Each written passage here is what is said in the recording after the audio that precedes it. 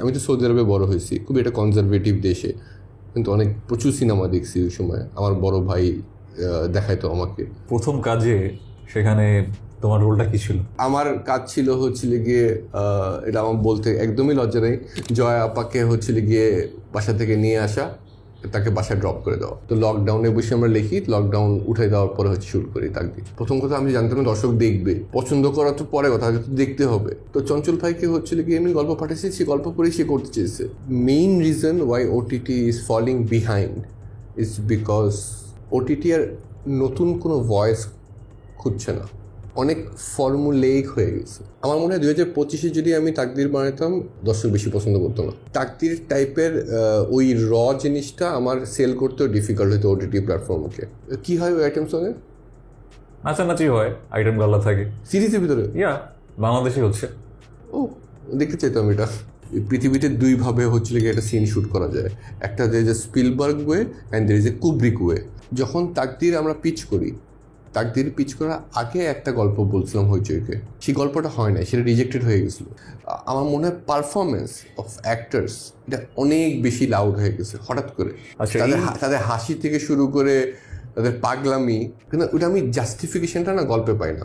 তোমার প্রথম মুভি আমরা কবে নাগাদ দেখতে আমি খুব শীঘ্রই চাই, নেক্সট ইয়ার অথবা তার ভিতরে প্ল্যান আছে এরকম কোনো? আমি কিন্তু তাকদিরের পরে কিন্তু প্রথমে একটা ফিল্মের স্ক্রিপ্টই লিখছিলাম, তারপরে কারাগার আসছে। যে সাকিব খান আর আফরান নিশোকে নিয়ে যদি আমার বাংলাদেশে একটা সিনেমা বানাতে হয়, তাহলে আমি কোন হলিউড সিনেমার রিমেক করব। আমার স্কিল আছে নাকি সেটা নিয়ে আমার ডাউট আছে, যে আমি পারবো নাকি। শাশ্বত চ্যাটার্জি, তাকে কাস্টিংয়ে কি গল্পটা ছিল এবং তার সাথে কাজ করার অভিজ্ঞতাটা কিরকম ছিল? সে ওই খুশিতে যে আমি বাংলাদেশি ইন্ডাস্ট্রিতে একটা কাজ করবো, এইটাই হবে। তুমি যে বলছো যে গল্প যেটি হোক আমি করে ফেলবো। শাকিব খানের সাথে কাজ করার ইচ্ছা আছে বা? I think he is experimenting and he has very good potential also. Afran নিশোর সাথে তো কাজ করার আমার খুবই ইচ্ছা। আমরা কয়েকটা প্রজেক্ট করতে চাইছিলাম ওটিটি, আমরা কাইজার করছি একসাথে, আমি প্রডিউসার ছিলাম ওটাতে। তাকে পাওয়া খুব কঠিন, অনেকবার চেষ্টা করছি, পাইনি। সাকিব খানের সাথে তো আমার দেখা হয় না কোনো সময়, বাট আমি তার সাথে অবশ্যই দেখা করতে চাই। তার সাথে দেখা করতে পারি না কোনো সময়, কারণ ওনার সামনে তো অনেক ভিড় থাকে। আমিও একটু ওভারওয়েলমড হয়ে যাই। সিরিজ আমার মনে হয় ডিরেকশন আর অনেক পরে হবে। সিরিজে আমিও 3টা সিরিজ 8টা 14টা এপিসোড, এতগুলো আমিও একটা ফ্যাটিক চলে আসছে এই মুহূর্তে। এই this is Raj, welcome to Cinebros. আজকে আমাদের সাথে যিনি আছেন তাকে তোমরা সবাই কম বেশি চেনো। তাকদির, কারাগার এবং গুলমোহর খ্যাত ডিরেক্টর শাওকি ভাই। তিনি অনেক ব্যস্ত মানুষ, তিনি ক্যামেরার সামনে খুব একটা আসেন না, ইন্টারভিউ তিনি দেয় না। তাকে বহু কাঠখড় পুড়িয়ে আমার আজকে তিনি সময় দিয়েছেন। তো ভাই কেমন আছেন আপনি? আমি ভালো, আমি একদমই ব্যস্ত না। এটা বারে তুমি বললা তোমার দর্শককে। তো একটা বিষয় আমি খেয়াল করেছি ভাই, যে আপনি ক্যামেরার সামনে খুব একটা আসেন না। আপনাকে কোথাও খুঁজলে খুব একটা ইন্টারভিউ আপনার পাওয়া যায় না। হয় আপনি কি ক্যামেরার পেছনে থাকতেই বেশি পছন্দ করেন বা সামনে আসতে চান না? কি কারণটা কি এর পেছনে? কারণ বেশিরভাগ সময় আমার বলার কিছু নাই আর কি বলবো। আমি নিজের বিষয়ে বলতে একটু লজ্জাই লাগে বারবার। সাধারণত তো যেই প্রশ্নগুলো থাকে সেটা একটা কন্টেন্ট রিলেটেড থাকে, তো ওই রিলিজের আগেই হয়তো আমার ইন্টারভিউগুলো আসে। কিন্তু in general films, movies, series, গল্প, স্টোরি টেলিং নিয়ে খুব কম মানুষই কোনো প্রশ্ন করে। তুমি যেটা করতে চেয়েছিলে আর কি, যে কারণে তুমি কন্ট্যাক্ট করছো, এবং ওই অ্যাপ্রোচটা আমার খুবই ভালো লাগছে। এবং আমার মনে হয় যে it will be really fun talking to you. আমি তোমার ভিডিওসগুলো দেখি এবং তোমার অ্যানালাইসিসগুলো বোঝার চেষ্টা করি কি বলতে চাচ্ছ। সেখান থেকে আই থিঙ্ক ইট উইল এটা মজার একটা আড্ডা হবে আজকে। থ্যাংক ইউ ভাই। আমি একেবারে শুরু থেকে শুরু করতে চাই। ফিল্ম মেকিংয়ের যে জার্নি, যেখান থেকে আপনি শুরু করেছেন, কীভাবে ফিল্ম মেকিংয়ে আসা। শুরুতে তো আপনি ডিরেক্টর হিসেবে আসেননি, কীভাবে শুরু করেছেন, কি কি আপনার রোল ছিল এখানে, সব কিছু শুরু থেকে আপনার মতো করে জানতে চাই। আপনি আপনার মতো করে বলুন। ফিল্ম মেকার হওয়ার কোনো সময় ওরকম স্বপ্ন ছিল না। জাস্ট সিনেমা ভালোবাসতাম, সিনেমা দেখতে ভালোবাসতাম, জাস্ট লাইক তুমি হয়তো ভালোবাসো। এবং অনেক জিনিসই গিয়ে যেটা আমরা সিনেমায় দেখি, যখন একটা জিনিসের প্রতি এত ভালোবাসা তৈরি হয়ে যায়, তখন অবশ্যই একটা আগ্রহ জন্মায় যে এটা কীভাবে তৈরি হয় এটা দেখার। সেটা দেখার খুবই আগ্রহ ছিল ছোটোবেলা থেকে। এবং আমি আমি তো সৌদি আরবে বড় হয়েছি, খুবই একটা কনজারভেটিভ দেশে, কিন্তু প্রচুর সিনেমা দেখছি ওই সময়। আমার বড় ভাই দেখাইতো আমাকে। এবং দেশে আসার পরে হচ্ছে কি আমি আমার কাজিন সালে সুবন অনিন আমরা হচ্ছে কি একসাথে হচ্ছে তানিম নূরের একটা সিনেমায় কাজ করি, সুযোগ পাই। তো কাজ তো তখন কিছুই পারতাম না, কিন্তু ওই সেটে যাওয়ার এক্সপিরিয়েন্সটা এবং শুটিং দেখার এক্সপিরিয়েন্সটা খুবই হচ্ছিল গিয়ে একটা বিশাল একটা হাই দিয়েছিল তখন। এবং তারপরে মনে হয়েছে যে দেখি বানাইতে পারি নাকি, এটা ট্রাই করে দেখি। তো আমরা ছোটো ছোটো শর্ট ফিল্মস বানাইতাম। তখন থেকেই আমরা একসাথে আছি, আমি আমার কাজিন এবং আরও পার্টনার্সরা, তানিম ভাই একসাথেই আছি, আমরা ফিল্ম সিন্ডিকেট করি আমরা একসাথে। তো ওই গ্রুপটাই ভাই একটু অন্যভাবে বলেন, ফিল্ম সিন্ডিকেট বলতে দর্শক অন্য কিছুই বুঝে। আচ্ছা, এই ফিল্ম সিন্ডিকেট হচ্ছে একটা কোম্পানি যেটা ফর্ম হয়েছে তাকদির বানানোর সময়। সাধারণত একটা ওটিটি প্ল্যাটফর্ম থাকে আর একটা প্রোডাকশন হাউস থাকে, মাঝখানে আর একটা কোম্পানি থাকে যে হচ্ছিল গিয়ে প্রডিউসিং কোম্পানি। সো প্রডিউসিং কোম্পানির কাজ হচ্ছিল গিয়ে প্রোডাকশন কোম্পানি থেকে পুরো কাজটা বুঝিয়ে নিয়ে প্ল্যাটফর্মকে জমা দেওয়া আর কি। ওটিটি যখন থেকে স্টুডিও সিস্টেমে কাজ হওয়া যখন থেকে শুরু হয়েছে 2019-20 সাল, তো সেটার কারণে আমাদের প্রয়োজন মনে হয়েছিল যে একটা কোম্পানি আমরা ফর্ম করি, যেখানে আমরা সবাই মিলে আছি একটা আমব্রেলার নিচে, যারা একই ধরনের সিনেমাকে ভালোবাসি অথবা একই জিনিস বানাতে চাই, আমাদের ভয়েসটা মোটামুটি কাছাকাছি। সেখান থেকে হচ্ছে এটা ফর্মেশন। সেটা তাকদির বানানোর সময় হচ্ছিল গিয়ে এই কোম্পানিটা ফর্ম হয়। তারপর তাকদির, কাইজার, কারাগার, অনুলৌকিক, কালপুরুষ, গুলমোহর। বাংলাদেশের ওটিটি স্পেসে যতগুলো উল্লেখযোগ্য কাজ আছে তার অধিকাংশই মোটামুটি ফিল্ম সিন্ডিকেটের। দ্যাট ফিল্ম সিন্ডিকেট মানে তোমরা ফিল্ম সিন্ডিকেট বলতে বাংলার যে ফিল্ম সিন্ডিকেট বুঝো ওই সিন্ডিকেট না, তাদের কোম্পানি বা প্রতিষ্ঠানের নাম। হ্যাঁ, অ্যাকচুয়ালি নামটা এই কারণে দেওয়া হয়েছে যে সবাই বলতো যে একটা সিন্ডিকেট আছে, সিন্ডিকেট। আমরা যখন ছোট ছিলাম আর কি, যে আমরাও তো অনেক আগের থেকে শর্ট ফিল্মস বানাই। আমি টেলিভিশনেও একটা নাটক বানাইছি, কথা হবে তো নামের, অমিতাভ রেজা ওটা প্রডিউস করেছিল আর কি। তো সবসময় ছোটোবেলাতে শুনতাম যে একটা সিন্ডিকেট আছে। সিন্ডিকেট যেরকম চাকরিতে হচ্ছিল গিয়ে মামা চাচা দরকার পড়ে, তো ফিল্ম একটা সিন্ডিকেটের মধ্যে ঢুকলে তুমি কাজ পাবা। কিন্তু আমরা পার্সোনালি এগুলো কোনো কিছু ফেস করি নি কোনো সময়। আমি নিজে ওই সময় এগুলো দেখিও নেই যে একটা সিন্ডিকেটের সদস্য হতে হবে, তাহলেই হয়তো আমি কাজ পাবো, এরকম আমি পার্সোনালি ফিল করিনি। সো তখন আইরনিক্যালি তখন হচ্ছিল কি এই নামটা আমরা দিয়েছি ফিল্ম আমরা এই সিন্ডিকেট আর কি।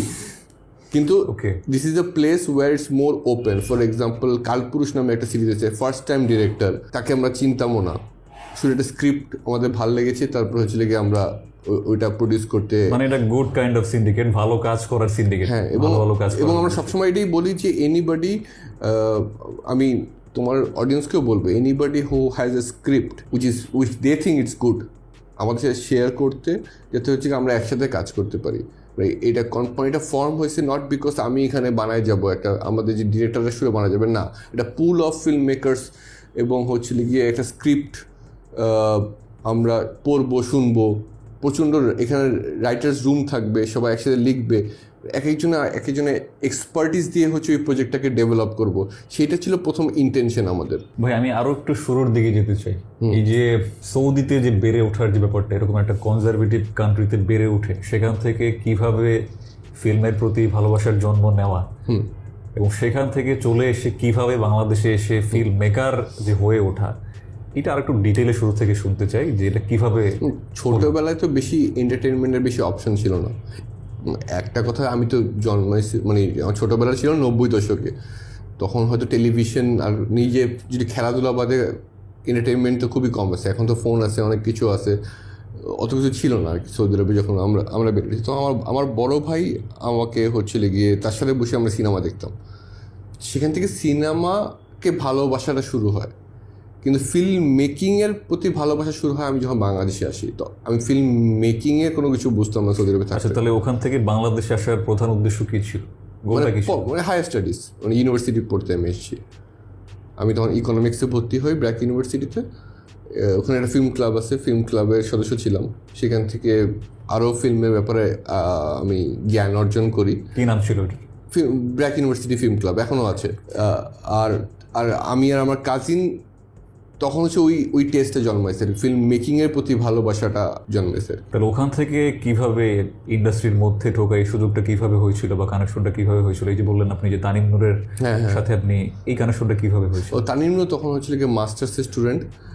সেও তখন ছিল না? না, সে তো ফার্স্ট তার কাজ করছিল। ওকে, ঢাকা ইউনিভার্সিটি মাস্টার্সের স্টুডেন্ট, ইয়াং একটা ম্যান, এখনও সে ইয়াং। তো তখন সে একটা খুবই যেরকম উৎসব তখনকার সময় হচ্ছিল ফিরে এসে বেহুলা, তখনও একটা সাহসী কাজ, সে ইজ এ ড্রিমার। তো সে হঠাৎ করে সে বললো যে একটা সে ফিল্ম বানাবে আর কি, এবং তার যে আশেপাশে লোক ছিল যাদের মোটামুটি কারোরই ফিল্মে কোনো এক্সপিরিয়েন্স নেই, তারা মিলে হচ্ছিল গিয়ে আমরা একসাথে বানানো শুরু করি। আচ্ছা, তো সবাই মোটামুটি নতুন ছিল, কিছু স্বপ্নবাজ মানুষ ওখানে সবাই নতুন, মানে বিহাইন্ড দ্য ক্যামেরা সবাই নতুন, এবং ক্যামেরার সামনে ওটা হেভিলি, ওইটাও অনেক বড় স্টার কাজ, জয়া আহসান, হুমায়ুন ফরিদি, ইন্তেখাব দিনার, অনেক বড় স্টার কাজ ছিল প্রথম কাজে। এটা কিভাবে সম্ভব হলো? এটা তানিম ভাই বলে সম্ভব। তো এই প্রথম কাজে সেখানে তোমার রোলটা কি ছিল? আমি থার্ড অ্যাসিস্ট্যান্ট ছিলাম মনে হয়। Third assistant? ওকে, মানে এইটা অ্যাসিস্ট্যান্ট ডিরেক্টর বলতে আমরা অনেকেই বুঝি না যে এক্সাক্ট রোলটা কি থাকে। আমি যদি আর একটু ভেঙে জিজ্ঞাসা করি, অন সেটে এক্সাক্ট কি রোল ছিল? মানে ওই সময় ফিরে এসে বেহুলার সিস্টেম চিন্তা করলে তো হবে না, 2009 সালের একটা কথা। বাট মেইনলি আমার কাজ ছিল হচ্ছিল গিয়ে, এটা আমার বলতে একদমই লজ্জা নেই, জয়া আপাকে হচ্ছিল গিয়ে বাসা থেকে নিয়ে আসা, তাকে বাসায় ড্রপ করে দেওয়া, জাস্ট মানে এটা ছিল আমার মেইন ডিউটি।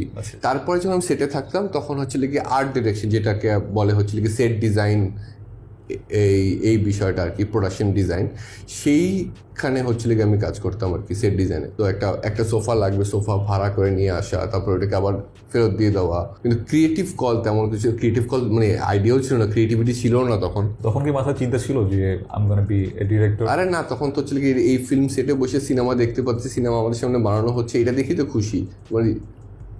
আচ্ছা, তো কোন পয়েন্টে এটা তুমি ডিসাইড করলে যে আমার এবারে আমি পড়ালেখা শেষ করার পরে? পড়ালেখা শেষ করার পরে তখন আমি জানতাম না তখন হচ্ছে কি করব, চাকরি করব নাকি। তখন চাকরিও করি আমি, একটা চাকরি করতে করতে আমার কাছে মনে হয়েছে যে let's form a company and professionally জিনিসটা করি। এর আগে তো প্রফেশনালি জিনিসটা করতাম না, প্যাশনে করতাম। সো তখন 2013-তে হচ্ছিল গিয়ে ফিল্ম নোয়ার যে আমার কোম্পানি, সেটা ফর্ম করা হয়। তখন আমি বিজ্ঞাপন বানাইতাম। তো বিজ্ঞাপন 2013, 14, 15, 16 পর্যন্ত বিজ্ঞাপনই বানাইছি। ডিরেক্টর হিসেবে তোমার প্রথম কাজ কোনটা দিয়ে শুরু হয়েছিল এবং কি মানে প্রফেশনালি বিজ্ঞাপন? আমি সাকিব আল হাসানের সাথে একটা বিজ্ঞাপন করছিল, এটা রানার মোটরসাইকেলের বিজ্ঞাপন। ওকে, 2013 সালে। কিরকম ছিল সাকিব আল হাসানের সাথে শুটিংয়ের অভিজ্ঞতা? ফ্যান্টাস্টিক। তখন তো সাকিব আল হাসান সাকিব আল হাসান ছিল না। ওকে, শুরুর দিকে। তো সেখান থেকে এরপরে বিজ্ঞাপন থেকে তারপরে কি করা হয়? না, বিজ্ঞাপনের তো ক্রাফটটা, ফিল্ম মেকিংয়ের ক্রাফটটা হচ্ছে আমি বিজ্ঞাপন থেকে শিখেছি। যে একটা সেটে যে হচ্ছিল কি 40-50 জন মানুষ কাজ করা, এবং বিজ্ঞাপন তো একটা লাক্সারি দিয়েছে যে হচ্ছিল গিয়ে একটা বেটার ইকুইপমেন্টে হচ্ছিল গিয়ে ফিল্মিং করা, সেই নলেজটা হচ্ছে বিজ্ঞাপন থেকে আসছে। বিজ্ঞাপন থেকে এই যে তাকদির হওয়া এবং তাকদিরের মাধ্যমে বাংলাদেশের, আমি বলি যে বাংলাদেশের ওটিটি প্ল্যাটফর্মের যে একটা তাকদির ছিল বিগ ব্যাং, যেটার মাধ্যমে বলা যায় যে এই ইউনিভার্সের একটা বিশাল এক্সপ্লোশনের মাধ্যমে ছড়ায় গেছে চারিদিকে, যেটার বিদেশেও রিমেক হয়েছে, ইন্ডিয়াতে হয়েছে। তো এই বিজ্ঞাপন নির্মাতা শাওকি থেকে তাকদির নির্মাতা শাওকি হয়ে ওঠা, এটার মাঝখানে আর কি কি ছিল? এটা বিজ্ঞাপন থেকে তাকদিরের ট্রানজিশনটা হয় না। 2015 সালে আমরা একটা 10টা শর্ট ফিল্মের একটা অ্যান্থোলজি সিরিজ করেছি, ইউটিউবে এখনও অ্যাভেলেবেল, প্রজন্ম টকিজ নামে সার্চ করলেই হবে 10টা শর্ট ফিল্ম। সেখানেও হচ্ছিল গিয়ে আমি, অনিম, তানিম ভাই, এরা হচ্ছিল গিয়ে 10টা শর্ট ফিল্ম বানায়, মানে প্রত্যেকে আলাদা আলাদা পার্টের ডিরেক্টর। এইটা ছিল প্রফেশনালি আমাদের প্রথম ফিকশনে কাজ করা। এর আগে হচ্ছিল কি ইন্ডিপেন্ডেন্টলি আমরা শর্ট ফিল্ম বানাতাম। Professionally with good equipment, with discipline আমরা হচ্ছিল কি এই ফিকশনটা, এই 10টা শর্ট ফিল্ম বানাই।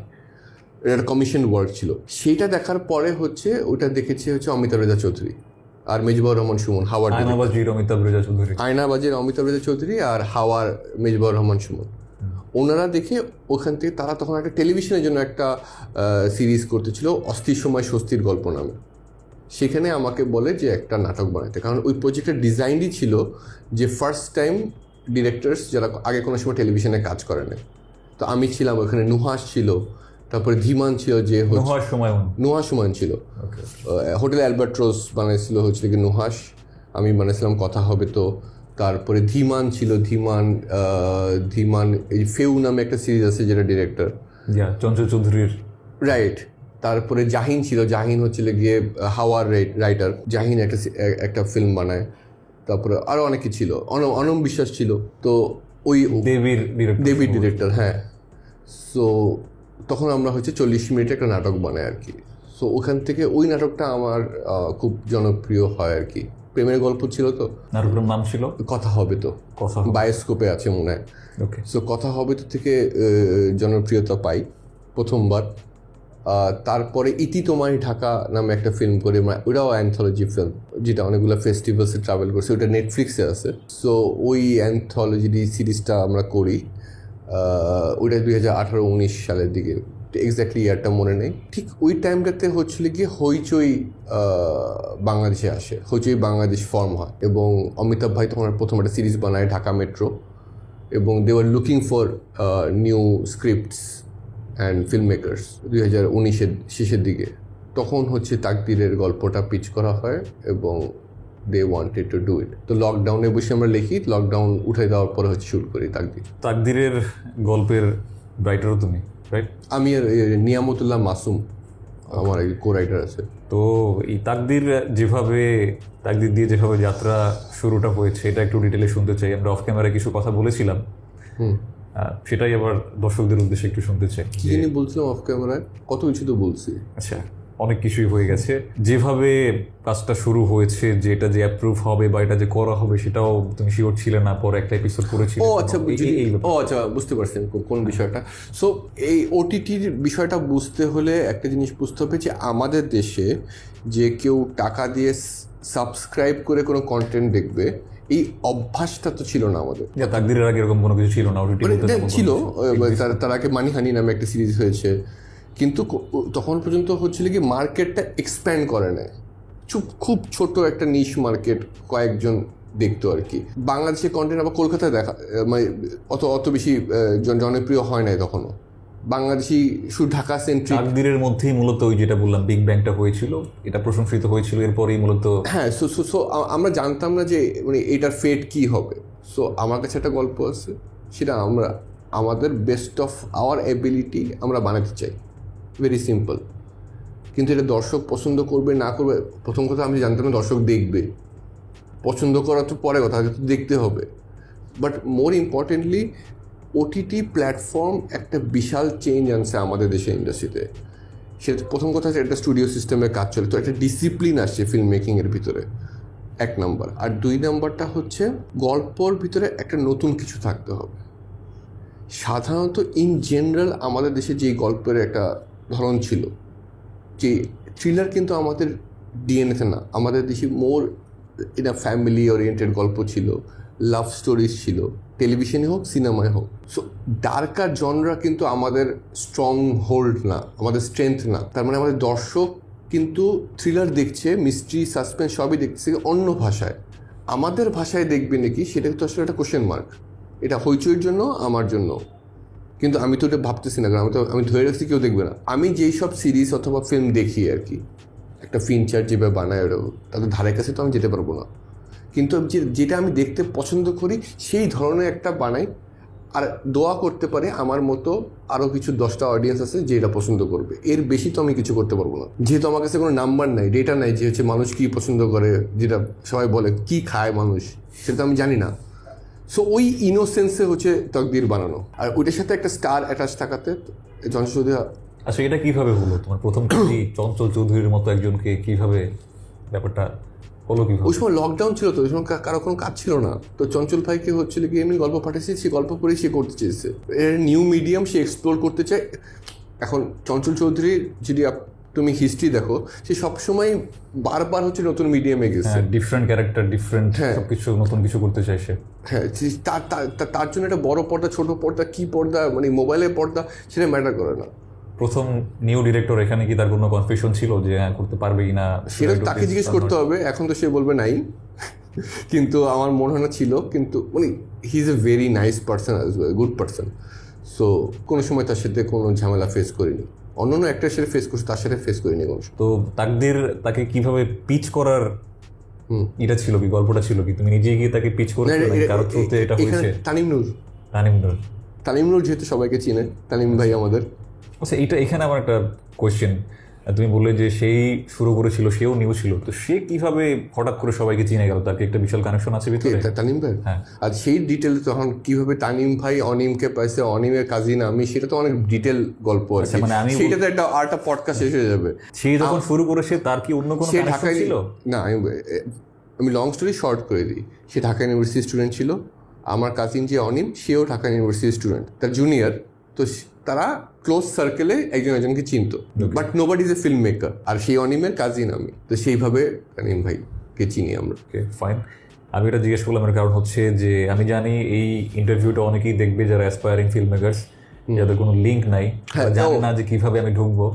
এটা আমি বলতে পারি, যেরকম করে তানিম ভাই ফিরে এসে বেহুলা হয়েছে, আমি যেভাবে প্রথম শর্ট ফিল্ম বানাইছি, আমি যেভাবে তাকদির বানাইছি, অথবা একটা প্রজন্ম টকিজ বানাইছি, ইট is not about the links. একটা ক্রিয়েটিভ প্রসেসে সবচেয়ে বেস্ট পার্টনার হচ্ছে লিগে ইউর ফ্রেন্ডস অ্যান্ড ফ্যামিলি। একটা ফিল্ম একা, একটা পেন্টিং না যে একা নিজে বানানো যাবে, দ্যাট আই আন্ডারস্ট্যান্ড। সো ওই যে সাপোর্ট সিস্টেমটা লাগে, যে ক্যামেরা একজন চালাবে, একজন আর্ট ডিরেকশন করবে, একজন কস্টিউম করবে। তো যদি ইফ ইউ আর স্টার্টিং যে ইন্ডিপেন্ডেন্টলি, মানে বন্ধুদের ইউজ করো। আমার প্রথম দিকে কাজ হচ্ছিল গিয়ে, আমার ইউনিভার্সিটির বন্ধুরাও হচ্ছিল গিয়ে সব অ্যাসিস্ট্যান্ট ছিল আমার। তো ওইভাবেই শুরু করতে হবে, because trust worthy people are the most important thing. তাদেরকে তুমি ট্রাস্ট করতে পারবে, যা তোমার ফ্রেন্ডস। তাকদির নিয়ে আমাদের কথা হচ্ছিল। হ্যাঁ, তো তাকদির যেহেতু তুমি বললে যে তুমি শিওর ছিলে না যে এইভাবে একটা বিগ ব্লাস্ট হয়ে যাবে, এটা হওয়ার পরে অ্যাজ এ ফিল্ম মেকার তোমার চিন্তা ভাবনা বা তোমার জীবনে কি কি পরিবর্তন এসেছে তাকদিরের আগে এবং পরে, সেটা কি কোনোভাবে তোমার চিন্তা ভাবনায় আর হাউ পিপল অ্যাপ্রোচ ইউ কোনো একটা ডিফারেন্স এসেছে, বা এটার মধ্যে কি কি ঘটেছে এই তাকদিরের আগে এবং পরে, এই যে একটা ট্রানজিশন, এই ডিফারেন্সটা আমি জানতে চাচ্ছি। হ্যাঁ, অবশ্যই তাকদিরের পরে আমি অনেক জনপ্রিয় হয়েছি, কিন্তু মানে আমি এমনি আমার রানটা স্লো, যে একটা কাজ থেকে আরেকটা কাজ এত সময় লেগে যায় বিকজ অফ রাইটিং। তো ওই আগের কাজটা অত বেশি মনেও থাকে না আমার। সবসময় একটাই ইন্টেনশন থাকে, it is not about your last project, মানে last what you did, make this project যেটা সামনে বানাচ্ছ as if this is your last project. এরপরে আমি আর কিছু বানাচ্ছি না, ওই ইন্টেনশনে যা আছে go all in. Interesting. It is not about the last, it is about this being your last project. So Takdir was supposedly, আমি মধ্যে রাখছিলাম এটার পরে বা শেষ, জিন্দেগি না মিলেগি দুবারা, ওই ফিলোসফি যে গিভ ইট ইউর অল, এটাই আমার লাস্ট প্রজেক্ট হতে পারে। আমি তো ট্রেন ফিল্ম মেকার না, আমি তো এখানে এটা পড়ালেখা করিনি, আমি তো I don't know everything. So প্রত্যেকবার এক একটা কাজ থেকে আমি শিখি, কিন্তু আমার তো ওই সেম গল্পটাই আবার বানাতে ইচ্ছা করে না। ওইটার পিছনে তো 1-2 বছর চলে গেছে। So it will be a boring process again, একটা তাকদির ঘরানায় আর একটা জিনিস বানানো। আমার তাকদিরে যে টিম ছিল, যে আমার ডিওপি ছিল, ডিওপি মানে ক্যামেরাম্যান, কস্টিউম ডিজাইনার, যে ব্যাকগ্রাউন্ড মিউজিক করে, আমার এডিটার, আমার কালারিস্ট যে কালার গ্রেড করে, আমার অ্যাসিস্ট্যান্টস, ওই সেম টিম কিন্তু এখন পর্যন্ত গুলমোহরও একদম সেম টিম। কারণ আমরা একসাথে, জিনিসটা কি হয়, একসাথে এক একটা প্রজেক্ট করে করে আমরা শিখি। তাকদির তো অনেক স্মল বাজেটের একটা, বাজেট কত ছিল সেটা তো হয়েছে, আমাকে অ্যালাউ করবে না বলতে, কিন্তু খুব কম বাজেট, সাম অ্যারাউন্ড 50 লাখ টাকা এরকম ছিল হয়তো। ট্যাক্স মিলে কত হবে সেটা আমি এক্স্যাক্টলি মনে নেই, কিন্তু অনেক ছোটো বাজেট ছিল। সো অনেকেই যারা যে এতগুলো প্রফেশনালসের নাম বললাম, তারাই অনেক কম টাকায় জিনিসটা করছে। ইট ওয়াজ এ ফেভার। কারাগার মেবি অনেক বেশি বড় বাজেটের। হ্যাঁ, ওইটা তখন হচ্ছে আমি আবার সেম টিম নিয়ে আবার কাজ করছি, because I owe them this. তারপরে গুলমোহর যখন আর একটু বেশি বাজেট পেয়েছি, তখন হচ্ছে আবার এরাই, কারণ গুলমোহর বাজেট কারাগারের থেকেও বেশি। হ্যাঁ, অবশ্যই। না, প্রত্যেক বছরই তো হচ্ছে ইন্ডাস্ট্রির সব কাজেরই বাজেট বাড়ে। ইট ইস নট অ্যাবাউট আমার প্রজেক্ট এটা থেকে এটা। আমি তো 3 বছর পরে আরেকটা বানাচ্ছি।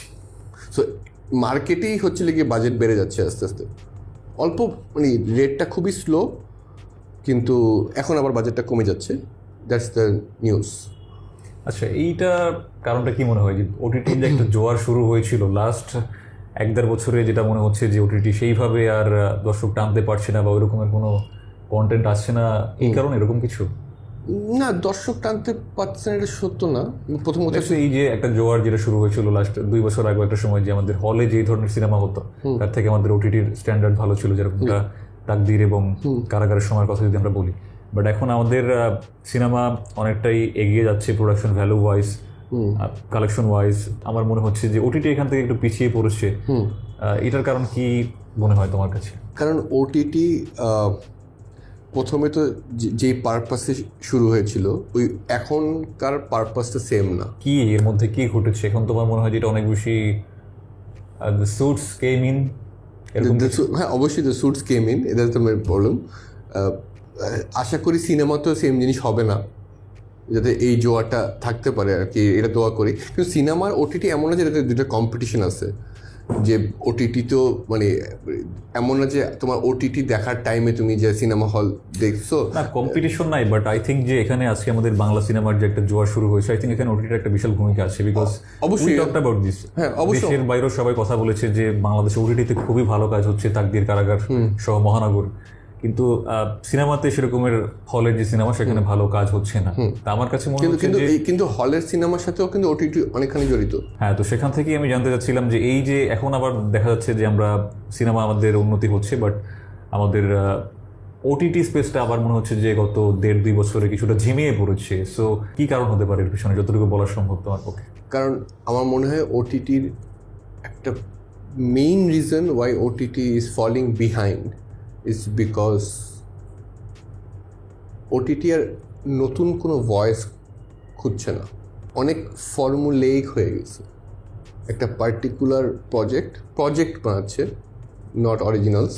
সো এই ফর্মুলা আছে, দর্শক এগুলো পছন্দ করে এবং হচ্ছে এরকম ধরনের একটা প্রজেক্ট আমরা হচ্ছে কি সাজাই, মানে সব কিছু টিক চিহ্ন দিয়ে তারপরে করতে হবে। ইয়েস। সো যখন শুরু হয়েছে একটা তাকদীর হোক আর একটা মহানগর হোক, তখন কিন্তু এত চেকলিস্ট ছিল না। It is about the trust in the film maker to bring something new. তারপরে কি হয়েছে, ওই নতুন জিনিসটা অনেকভাবে হচ্ছে গিয়ে রেপ্লিকেট হয়েছে, যেহেতু ওটা ওয়ার্ক করছে। সো এরকম ধাঁচের হচ্ছে গিয়ে কয়েকটা সিরিজ আসছে, ওগুলো বেশ ভালোই ছিল আর কি। কিন্তু আস্তে আস্তে যখন ইনভেস্টমেন্ট বাড়ছে এই ওটিটি প্ল্যাটফর্মের, তখন তো রিটার্ন অন ইনভেস্টমেন্টটাও হচ্ছে কি এনশিওর করতে হয়েছে ওদের। সো তখন হচ্ছে কি অনেক প্রজেক্টস তৈরি হয়েছে, যেই কারণে হচ্ছে এই স্ট্যাগনেশনটা এই মুহূর্তে চলছে। তোমার কি মনে হয় যে এখন এই বর্তমান যে এনভায়রনমেন্ট, এখানে তোমার তাকদীরের মতো প্রজেক্ট হতো বলে তোমার মনে হয়? আমার মনে হয় 2025-এ যদি আমি তাকদীর বানাতাম, দর্শক বেশি পছন্দ করতো না। তাকদীর টাইপের ওই জিনিসটা আমার সেল করতেও ডিফিকাল্ট হতো ওটিটি প্ল্যাটফর্মকে। ওখানে আমাকে আর একটু গ্ল্যামার ঢুকাতে বলা হতো, মানে যারা ইন্টারফেয়ার করতো ওখানে, ওই যে ফ্রিডমটা দেওয়া হয়েছিল এখন সেটা আর দেওয়া হচ্ছে না। আমি বলছি না আমার সাথে ইন্টারফেয়ার করতো, আমার সাথে এমন না যে এখন ইন্টারফেয়ার করে, কিন্তু আমি ধরে রাখতেছি যে আমি সৈয়দ আহমেদ শওকী 2020-এর মানে ওই বয়সের উইথ দ্যাট এক্সপিরিয়েন্স। তাহলে ইন্টারফেয়ার করা? হ্যাঁ, অবশ্যই ইন্টারফেয়ার করতো। যদি সেটা করা হতো তাহলে তো তাকদীর আর না, তাকদীরের আমি তাকদীর এমন আমার কাছে এখানে একটা আইটেম সং ঢুকাই মানে হয় না, আমি সেটা বলতেছি না। আমার কাছে পার্সোনালি তাকদীর এমনও আহামরি কোনো সিরিজ না। আমি কেন বলতে পেরেছি যে এখন তো সিরিজের মধ্যে আইটেম সং হচ্ছে না, হচ্ছে নাকি? কি হয় ওই আইটেম সঙ্গে? নাচানাচি হয়, আইটেম গাল্লা থাকে সিরিজের ভিতরে। বাংলাদেশে হচ্ছে। ও, দেখতে চাইতাম এটা। ঠিক আছে, আমি অফ ক্যামেরায় তোমাকে বলে দিব। না মানে সব কয়টা সিরিজের আপনি হচ্ছে কি তুমি টাইমটাও দেখো কোন সময় আসছে। সো 2020 সালে তখন লকডাউনের মানে ছিলাম আমরা, এবং তাকদীরকে কিন্তু ভালো বলছে, নট নেসেসারিলি যে এই সিরিজটা অনেক ভালো সেটাও বিষয় না। আমরা অনেক গ্রেস পয়েন্ট পেয়েছি যে বাংলাদেশের প্রেক্ষাপটে এটা ভালো। হ্যাঁ, সেটাই, বাংলাদেশের প্রেক্ষাপটে তাকদীর তখন ডিফারেন্ট কিছু, তাই না? মানে it's all about having a different experience. 2022-এ যখন আমার কারাগার আসছে, ওই সাসপেন্সটা একটা নতুন একটা এক্সপিরিয়েন্স, নতুন একটা ইমোশন ফিল করেছে। তো সেমভাবে যদি আমরা প্রত্যেকবার নতুন কোনো কিছু ট্রাই না করি, কয়টা ওয়ার্ক করবে কয়টা ফেল করবে, ইটস ফাইন। অনুলৌকিক নামে একটা সিরিজ আমরা প্রডিউস করছি, অ্যান্থোলজি, খুবই ব্ল্যাক মিরারিশ টাইপের আর কি। ওইটাও অনেক প্রশংসিত হয়েছে। আমাদের দেশেও এরকম একটা মাইন্ড বেন্ডিং স্টোরিজ তৈরি করা যায়, সেটাতে অবাক হয়েছে। Pet Kata Shaw, it was very popular because of একটা হরর ফিল্ম, যেটা হরর না, very entertaining and very meaningful also. একটা শাটি কাপে তো এভরিথিং ইজ নিউ, মানে প্রত্যেকটা ফ্রেম, প্রত্যেকটা মানে actors, everything is refreshing, right? So আমি ইন্টারেস্টিং ল্যান্ডমার্ক ওটিটি সিরিজের কথাগুলো বলতেছি শুধু। সো যখনই কয়েকদিন পর 1 বছর 2 বছর পর নতুন জিনিস আসতে হবে, তখন না হচ্ছে গ্রোথ হবে। কিন্তু আমি যদি একই জিনিস বানাতে থাকি, একই ধরনের, তাহলে হচ্ছে আমার মনে হয় যে এই যে ফলটা হয়েছে, এটাই হচ্ছে মেইন কারণ। তুমি বলে যে তুমি হচ্ছে সেলফ টট, তুমি কাজ দেখে দেখে শিখেছো। তো তোমার কাজের মধ্যে এমন কোন কোন ফিল্ম মেকার্স আছে যাদের কাজের ছাপ তুমি রাখতে চাও বা ওই রকম কিছু করতে চাও বা তাকে ফলো করো, এরকম কারা আছে? এখানে 2 রকম আছে। একটা ছিল কাদের কাছে আমার দেখতে ভালো লাগে, সেটা অনেক মানুষ, আমি সবার সিনেমা দেখি। তুমি যেভাবে তৈরি করবে ফিল্ম মেকিং এ ডিফারেন্ট। এখন ছিল কি ফিল্ম মেকিং এর বিষয় কি, ওখানে এক একটা অ্যাসপেক্ট একজন ফিল্ম মেকারের কাছ থেকে নেওয়ার চেষ্টা করি আমি। যখনই হচ্ছে আমি একটা সিন হচ্ছে ব্লকিং, আমি বুঝে দিই, এটা ক্যামেরা থাকে যে আমি আর ও যে বসে আছি, সেটা হচ্ছে কি অ্যাজ ইফ ডিরেক্টর আমাদেরকে এইভাবে বসে কথা বলছে, এটা ব্লকিং। আমি যদি এখান থেকে উঠে ওখান থেকে পানি নিয়ে আবার এখানে বসি, তারপর তুমি আমার সাথে কথা বলতে ভালো লাগছে না, তুমি এখানে চলে যাচ্ছ, আমি তোমাকে আবার আটকাচ্ছি, এই যে মুভমেন্ট, এই যে dance between actors and the camera, এটাকে ব্লকিং অ্যান্ড স্টেজিং বলে। সো এইটা যখন হচ্ছিল কি আই এম স্টাক এবং হচ্ছে আমার মনে হয় যে নট ফাইন্ডিং এনিথিং নিউ, তখন আমি আই থিঙ্ক আমাকে ইন্সপায়ার করে Spielberg. He is a master of blocking, হ্যাঁ। তার ধারে কাছে কোনো কিছুই আমি হচ্ছিল গিয়ে আমি না, কিন্তু সে আমাকে ইন্সপায়ার করে। তার যেহেতু ফিল্ম, আমি প্রত্যেকটা সিরিজ বানানোর আগে একবার কোনো স্পিলবার্গে কোনো একটা ফিল্ম দেখি, কোনো কিন্তু তার যে কোরিওগ্রাফিটা অফ সিন, সেটা খুবই ইন্সপায়ার করে। এরকম আরেকজন আছে, যেহেতু স্পিলবার্গের মতো তো অত বেশি টেকনোলজি অথবা ইকুইপমেন্টস আমাদের কাছে নাই, আমাদের বাজেটে জিনিসটা বানাতে হয়। সো সেদিক দিয়ে ভাবতে গেলে আমি আসগার ফারহাদি বলবো, ইরানিয়ান ফিল্ম মেকার। তার যে কোরিওগ্রাফি, তার যে স্টেজিং অফ ক্যারেক্টার্স আর অ্যাক্টার্স বিউটিফুল, সেটা আমাকে অনেক ইন্সপায়ার করে। এবং একটা বিখ্যাত কথাই আছে যে পৃথিবীতে 2 ভাবে হচ্ছিল কি একটা সিন শ্যুট করা যায়, একটা there is a Spielberg way and there is a Kubrick way. তো স্পিলবার্গ ওয়ে ইজ যে এটা এক্সাম্পলটা হচ্ছে একটা গলি আছে, একটা গলির ভিতরে আমার আর তোমার মারামারি সিন, আমি তোমাকে মারছি, রাইট? স্পিলবার্গ কী করবে, এই মারামারির ভিতরে হচ্ছে ক্যামেরাটা রাখবে, অ্যাজ ইফ অডিয়েন্স পার্টিসিপেট করতেছে এই মারামারির ভিতরে, এই অ্যাকশনটার ভিতরে, রাইট? আর কুব্রিক হচ্ছিল কি ওই গলির শেষ মাথায় হচ্ছে ক্যামেরাটা রাখবে, অ্যাজ ইফ অডিয়েন্স দূর থেকে দুটো ছেলেকে মারামারি করতে দেখছে। So there are only 2 ways of shooting a scene. So when I have to shoot a scene, আমার শুধু ভাবতে হয় কুব্রিক ওয়ে নাকি স্পিলবার্গ ওয়ে, দুইটাই কোনো না কোনো সময় করছি আর কি। আমি বেশ অবাক হয়েছি, আমার কাছে মনে হয়েছিল ফিঞ্চার, বিকজ স্পিলবার্গের এই কথা কিন্তু ফিঞ্চারই বলছে। By the way, I'm quoting Fincher. Fincherই বলছে there are 2 ways of shooting, there is Spielberg way, there is a Kubrick way. ওকে, কারণ স্পিলবার্গের আমি বিশাল বড় ফ্যান, আমার খুবই পছন্দের ফিল্ম মেকার। আমি তার মোটামুটি প্রায় সব কাজই দেখেছি। তো তার কাজের ক্ষেত্রে আমার যেটা মনে হয় যে স্পিলবার্গ যেটা বলতে চায় বা ম্যাক্সিমাম কাজের ক্ষেত্রে আমার যেটা টেক অ্যাওয়ে থাকে কাজ থেকে, সেটা হচ্ছে যে ভালোবাসা দিয়ে অনেক কিছুই জয় করা যায়, যুদ্ধ লাগে না, এরকম একটা আমার যেটা মনে হয়েছে যে অনেক কিছুই। ওয়ার হর্স নামে একটা সিনেমা আছে, মেবি দেখেছো, ওই যে ঘোড়াটা নিয়ে নোম্যান্স ল্যান্ডে, যে সো বিউটিফুল। তো তোমার কাজ আমার মনে হয় যে স্পিলবার্গের যেখানে সে অপারেট করে তার থেকে অনেক বেশি ডার্ক। সো সেটা আমার কাছে মনে হয় যে অনেক বেশি ফিঞ্চারিশ মনে হয়। সো আমি একটু অবাক হলাম যে তুমি স্পিলবার্গের থেকে ইন্সপিরেশন নিয়ে। না, আমি পুরো ক্রাফটিং এর কথা বলছি। জিনিসটা কি হয়, মানে আমরা এরা তো আমাদের মেন্টরের মতো এই ফিল্ম মেকাররা, কিন্তু আমি যদি কনস্ট্যান্টলি এদেরকে ওয়ার্শিপ করা শুরু করি, কোনো না কোনোভাবে আমার ফিল্ম হচ্ছে তাদের রিফ্লেকশন হয়ে যাবে। আমি সেটা চাই না। আমার একটা পার্টিকুলার ভয়েস আছে, আমার একটা পার্টিকুলার সেন্সিবিলিটি আছে। আমি শুধু যেটাকে অ্যাডপ্ট করতে পারি অথবা তাদের কাছ থেকে ধার নিতে পারি সেটা হচ্ছে তাদের ক্রাফটম্যানশিপ। কিন্তু এটার যে আর্টটা আছে সেটা নিজের হইতে হবে, এটা প্রত্যেকটা ফিল্ম মেকারের ইন্ডিভিজুয়াল হবে, তখনই হচ্ছে এটা ইউনিক হবে। So you create your own art by taking an inspiration from the master craftsman. That is my philosophy. But অনুরাগ কাশ্যপকে কেমন লাগে? fantastic. কিছুদিন আগে একটা ইন্টারভিউতে সে বলেছিল এই যে এখন যেটা চলছে যে OTT নিয়ে ইন্সপিরেশন না কপি, হ্যাঁ কোনটা কি অ্যাকচুয়ালি, ইন্সপিরেশনটা কি হয়। হ্যাঁ তো তখন সে বলেছিল যে ইন্সপায়ার্ড আমিও গ্লোবাল সিনেমা থেকে হই, বাট তার কাছে ইন্সপিরেশনটা হচ্ছে ওটাই যে আমি ওইখান থেকে একটা জিনিস নিব, একটা সিড আমি নিয়ে আসবো হলিউড থেকে, বাট সেই জিনিসটাকে আমি আমার দেশে নিয়ে এসে রোপণ করবো এবং সেটা ফলের স্বাদটাই পুরোপুরি চেঞ্জ হয়ে যাবে, সেটা আমার দেশি ফলের স্বাদ হবে। ট্রু। ঠিক আছে, যে আমি জাস্ট সিডটা ওখান থেকে নিব, বাট পুরো ফল গাছ, ফলের স্বাদ সব কিছু চেঞ্জ করে ফেলবো, যেটা সাউথে অনেক বেশি হচ্ছে। আমি তোমাকে একটা এক্সাম্পল দিয়ে বলি, যখন তাকদির আমরা পিচ করি, তাকদির পিচ করার আগে একটা গল্প বলছিলাম হইচইকে, অনিন্দ ব্যানার্জি ছিল তখন তাদের ক্রিয়েটিভ হেড। সেই গল্পটা হয় না, সেটা রিজেক্টেড হয়ে গেছিলো। কিন্তু সে আমাকে একটা প্রশ্ন করছিল যে আমি যে এই গল্পটা নেই, ওই গল্পটা আমার মনেও নেই কী গল্পটা পিচ করছিলাম, এই গল্পটা নিয়ে আমি যদি আমেরিকায় টেক্সাস শহরে ফেলি, গল্পটা কি সেম থাকবে? আমি ভেবে দেখলাম যে হ্যাঁ, মোটামুটি একই থাকবে। তাহলে আমরা ওটা বানাতে চাই না। আমরা ইন্ডিয়া থেকে আসছি, কলকাতা থেকে আসছি, ওই গল্প যে কলকাতাও কলকাতাও যদি গিয়ে হয়, মিশে যায়, তাও চাই না। ওই গল্পটা বাংলাদেশে হইতে হবে, যে এই গল্পটা শুধু বাংলাদেশই সম্ভব। ওইটা বাংলাদেশের কালচারের কথা বলতে হবে, বাংলাদেশের মানুষের কথা বলতে হবে। এখন জিওগ্রাফি শুধু না, ওটা বাংলাদেশের মানুষের অ্যাসপিরেশনস, ড্রিমস, হিস্ট্রি, পলিটিক্স, ওই জিনিসটা থাকতে হবে।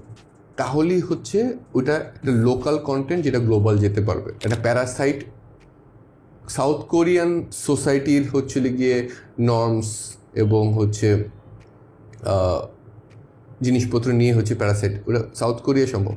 ওইটার ফিলিংটা ইউনিভার্সাল হবে, কিন্তু ওই গল্পটা সাউথ কোরিয়া সোসাইটির জন্য অ্যাপ্লিকেবল, এই জন্য এটা গ্লোবাল যেতে পারছে। So make whatever you make in your country and it should be specific to this region. So আমি ওটা চেষ্টা করছি যে আমার 3টা কাজই কি শুধু বাংলাদেশের উপরে স্পেসিফিক থেকে, যে এই গল্পটা শুধু বাংলাদেশি পসিবল হবে। কিন্তু আইরনিক্যালি তাকদির রিমেড হয়ে গেছে সাউথ ইন্ডিয়ায়। ওখানে বাংলাদেশের কালচারাল নোয়ান্সেসগুলো হয়তো ওরা চেঞ্জ করে ওদের দেশে সেটা অ্যাডাপ্ট করছে, কিন্তু ইউনিভার্সাল ইমোশনটা যেটা ভাইসার ওর সম্পর্ক অথবা যে থ্রিল এলিমেন্ট আছে সেটা সেম। আচ্ছা, এই যে তুমি প্যারাসাইটের কথা বললে, বং জুন-হোর কাজ পছন্দ করো? হ্যাঁ, মেমোরিজ অফ মার্ডার তো মুখস্থ আমাদের। আমি ওর কাজের মধ্যে আমি যেটা ফলো করেছি সেটা হচ্ছে হি হেটস ক্যাপিটালিজম। ম্যাক্সিমাম কাজের মধ্যে এই জিনিসটা থাকে। আমি প্যারাসাইটের কথা বলি, Snowpiercer, Mickey 17 recent release, right? Socialism, capitalism নিয়ে তার একটা গ্রাজ আছে বিষয়। তো আমি যেটা খেয়াল করেছি যে তোমার কাজের মধ্যে সোশিও পলিটিক্যাল একটা কমেন্ট্রি সাটেল থাকে, বাট তার থেকেও যেটা মনে হয় একটা রিলিজিয়াস কমেন্ট্রিও থাকে। আমি তাকদিরের মধ্যে এই জিনিসটা খেয়াল করেছি, গুলমোহরের মধ্যে ওই জিনিসটা ছিল। সো এটা কি একটা কনশাস চয়েস? না, একদমই না। সো আমি আমি আমি আমি কীভাবে দেখি সেটা বলি। প্রথমত, আমি কোনো অ্যাক্টিভিস্ট না, আমি ফিল্ম মেকার। আমি একটা ফিকশন বলি। ফিকশনটা আমি কোথায় বলি? বাংলাদেশে বলি। এখন বাংলাদেশের একটা সোসাইটি, এটা দেশের কিছু নিয়ম কানুন আছে, এই সোশ্যাল স্ট্রাকচারটা একভাবে দাঁড়িয়ে আছে। আমার ফ্যামিলি, তোমার ফ্যামিলি, আমরা এই সোসাইটির পার্ট। সো এই সোসাইটির যে নিয়মকানুন সেটা কিন্তু আমাদের ক্যারেক্টারিস্টিক্সের ভিতরে চলে আসে। তো আমি যখন একটা ক্যারেক্টার লিখি 2025 সালে কোন একটা প্রেমের গল্প বলা সম্ভব না পলিটিক্স ছাড়া। অ্যান্ড পলিটিক্স বলতে আমি কী বোঝাচ্ছি? পলিটিক্স কি শুধু পলিটিক্যাল পার্টির পলিটিক্স? না। আমি কি একটা প্রেমের গল্প বলতে পারবো জেন্ডার পলিটিক্স বাদ দিয়ে? না, এই 2025 সালে সম্ভব না। আমরা যেই সোসাইটি থেকে, সোসাইটির আলাদা একটা পলিটিক্স আছে, সেই পলিটিক্সের ভিতরে রিলিজিয়ান আছে, সেই পলিটিক্সের ভিতরে আমাদের ফ্যামিলির কিছু কি নিয়মকানুন আছে, প্রত্যেকটা ফ্যামিলির একটা নিয়মকানুন আছে। তো সেগুলা যখন আমি এই মাটির মানুষের গল্প বলবো, এগুলা থিমেটিকলি চলে আসে, না হলে ওই ক্যারেক্টারগুলো ফ্ল্যাট হবে, ক্যারেক্টারের ডেপথ থাকবে না। আমি আর তুমি শুধু আমাদের হচ্ছিল গিয়ে এই বডিটাই হচ্ছিল গিয়ে ক্যারেক্টার না, এক তো এটা সোল আছে, আর একটা হচ্ছিল কি যেই সোসাইটিতে আমরা থাকি সোসাইটিটা এই ক্যারেক্টারটাকে শেপ করে, সেটা সোসাইটির ভালো জিনিসগুলো তার ভালো দিক শেপ করে, কিছু খারাপ জিনিস আছে সেটা তাকে খারাপভাবে শেপ করে। কিন্তু এগুলো যদি আমি এই লেয়ার্সগুলো যদি হচ্ছে একটা একটা করে যদি পিল না করতে পারি গল্পে, তাহলে হচ্ছে যতই আমি থ্রিল দিই, আমি সাসপেন্স দিই, মানে এটা তো meaningless. Specially in a place যেটা হচ্ছে ওটিটি প্ল্যাটফর্ম। এটা কিন্তু এরকম না যে এটা এক সপ্তাহেই থাকবে আমার এই প্ল্যাটফর্মে, এটা সব সময় থাকবে। হয়তো প্রথম সপ্তাহে খুব কম মানুষ দেখলো, কোনো সমস্যা নেই। অনেক জিনিস আছে second week, third week, fourth week, এক বছর পরে অনেক সময় পিক আপ করে। কিন্তু যে কোনো সময় যে প্রথমবার দেখছে তার জন্য নতুন। তো ওই লেয়ার্সগুলো আমি রাখতে চাই যাতে হচ্ছে কি ক্যারেক্টার্স এবং গল্পের ভিতরে একটা ডেপথ তৈরি হয়। নাহলে আমার কাছে মনে হয় বানানোর জন্য বানানো আর কি, ওই যে প্রজেক্টস যে সারফেস লেভেলের হচ্ছে থ্রিল থাকবে, অ্যাকশন থাকবে, যে ধরনের কাজ এখন আমাদের সিনেমায় হচ্ছে। না কেন হচ্ছে আমাদের দেশের সিনেমা তো অনেক লেয়ার্স আছে। আমি দাগির ভিতরে যদিও সারফেস লেভেলে এটা একটা স্ট্রং কমার্শিয়াল রিডেমশনের গল্প, কিন্তু ওটা লেয়ার্স অনেক স্ট্রং। দাগি একটা এক্সেপশন। অসংখ্য সিনেমা নিয়ে এরকম অভিযোগ আছে দর্শকের যে আমাদের বাংলাদেশি সিনেমা মনে হচ্ছে না Indian cinema rip off, copy, inspiration, একটা তর্ক বিতর্ক লেগেই থাকে, যেখানে দর্শক বাঙালি কোনো কিছুই খুঁজে পাচ্ছে না। ড্রেস আপ থেকে শুরু করেই সবকিছুই দেখে মনে হচ্ছে এই সাউথ ইন্ডিয়ান অথবা এই ইন্ডিয়ান। হ্যাঁ, সো এই ব্যাপারে তোমার কি মনে হয়? এটা আমার মনে হয় কিছুটা ক্রাফট, যেটা টেকনিক অফ ফিল্ম মেকিং, যে স্টাইল বলি আমরা, সেটা কিছুটা হচ্ছে ইন্সপায়ার্ড বাই। তো এই ইন্সপিরেশনের যে সংজ্ঞা নিয়ে আমরা কিছুক্ষণ আগে কথা বলছিলাম, অনুরাগ কশ্যপ যেটা বলেছে, তুমি যেটার ডেফিনেশন এত সুন্দরভাবে ডিফাইন করেছো, তোমার কি মনে হয় যে সেই ডেফিনেশনটা ফলো করে? আমার মনে হয় সব সিনেমাই কোনো না কোনোভাবে অন্য কিছু থেকে ইন্সপায়ার্ড।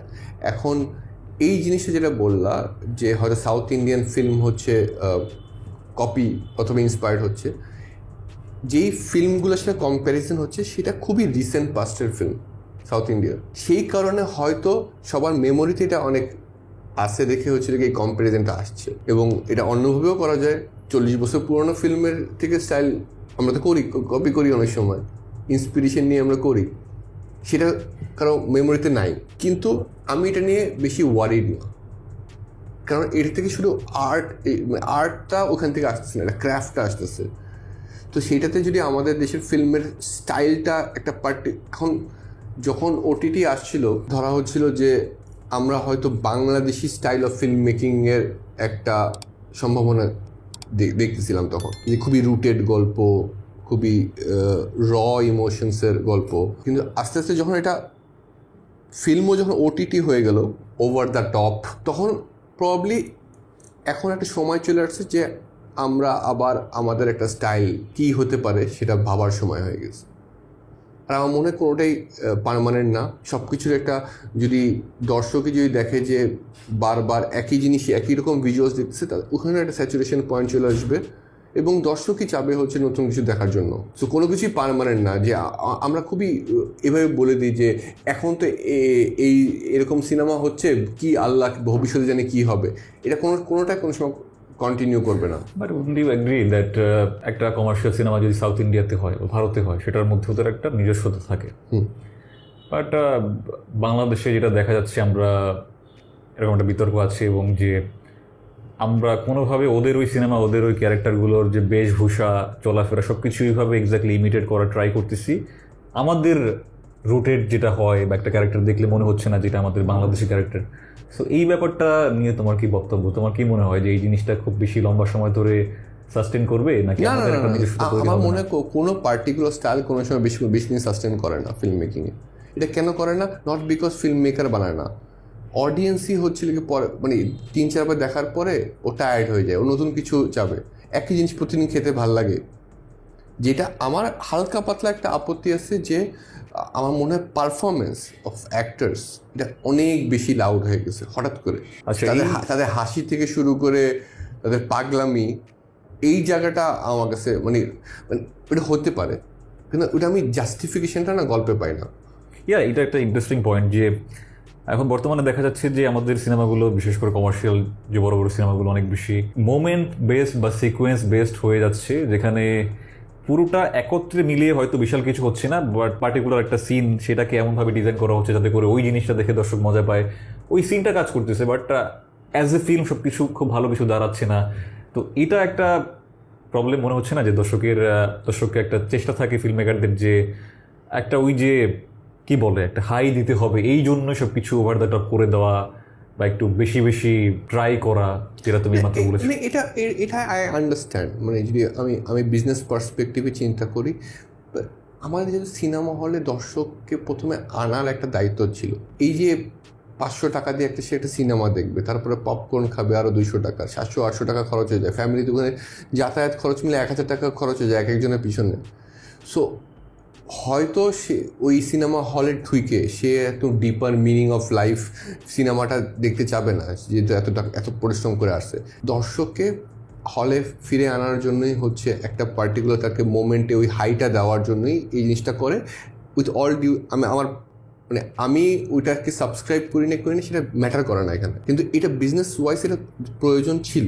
কিন্তু আমার যেটাতে আপত্তি সেটা হচ্ছে কি, এটা যাতে যেহেতু এখন দর্শক চলে আসছে, এটা যাতে পার্মানেন্ট না হয়ে যায়। মানে শুধু একটা আগুন আউট অফ 10 যেটা তোমরা দাও সেইটাই ফুল সিনেমা না, কিন্তু দর্শকেরও একটা ফ্যাটিক চলে আসছে অথবা আসবে।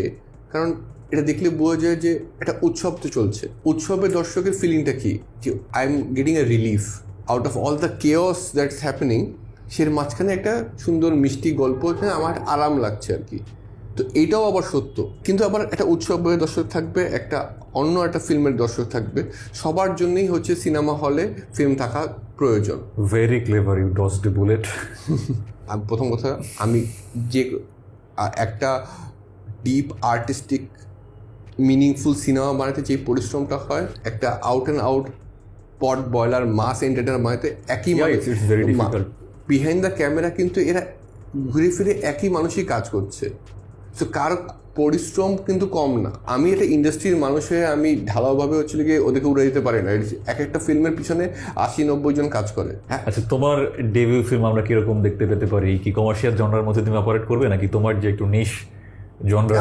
আমি যে জনরা মানে সেটা সেই ধরনের কিছু হবে আর কি। সেই ধরনের কিছু হবে। হ্যাঁ, এই যে যেটা নিয়ে কথা হলো এতক্ষণ, যেটা মানুষ এত টাকা খরচা করে পপকর্ন নিয়ে, আমি আশা করছি ততদিন আমি বানাতে ততদিনে দর্শক হলমুখী হয়ে যাবে, তাকে এক্সট্রা কোনো হাই দেওয়া প্রয়োজন হবে না। সে তারপরে আমি গিয়ে ওখানে ডেবিউ করব। তোমার প্রথম মুভি আমরা কবে নাগাদ দেখতে পেতে যাচ্ছি? খুব শীঘ্রই চাই, নেক্সট ইয়ার অথবা তার ভিতরে। প্ল্যান আছে এরকম কোনো?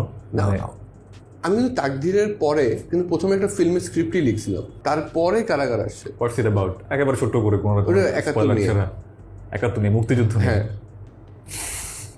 So you know why it is not অনেক বেশি পলিটিক্যাল হয়ে যাবে। I'm not gonna go there. So but that is beautiful to men and their friendship এর গল্প আর কি। আচ্ছা, তো এটা তাকদীরের পরে তো অনেকটা সময় ছিল যখন এটা করাটা আজকের মতো এত বেশি চ্যালেঞ্জিং ছিল। তখন আমি এটার ফাইন্যান্স পাইনি। আচ্ছা, কেন? ওই যে ওয়ার্ড সিকোয়েন্সগুলো করতে অনেক বেশি বাজেটের প্রয়োজন ছিল এরকম কিছু? না, মানে ওটা ডিফিকাল্ট ছিল, প্লাস ওটার রিকভারিটা আরও বেশি কঠিন ছিল, মানে যেই বাজেটে বানাতে চাচ্ছিলাম আর কি, যেটা প্রয়োজন। That's a different story.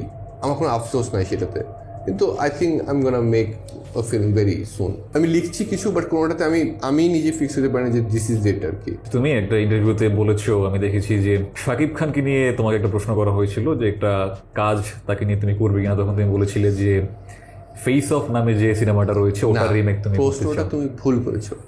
আমাকে প্রশ্ন করেছিল যে সাকিব খান আর আফরান নিশোকে নিয়ে যদি আমার বাংলাদেশে একটা সিনেমা বানাতে হয়, তাহলে আমি কোন হলিউড সিনেমার রিমেক করব।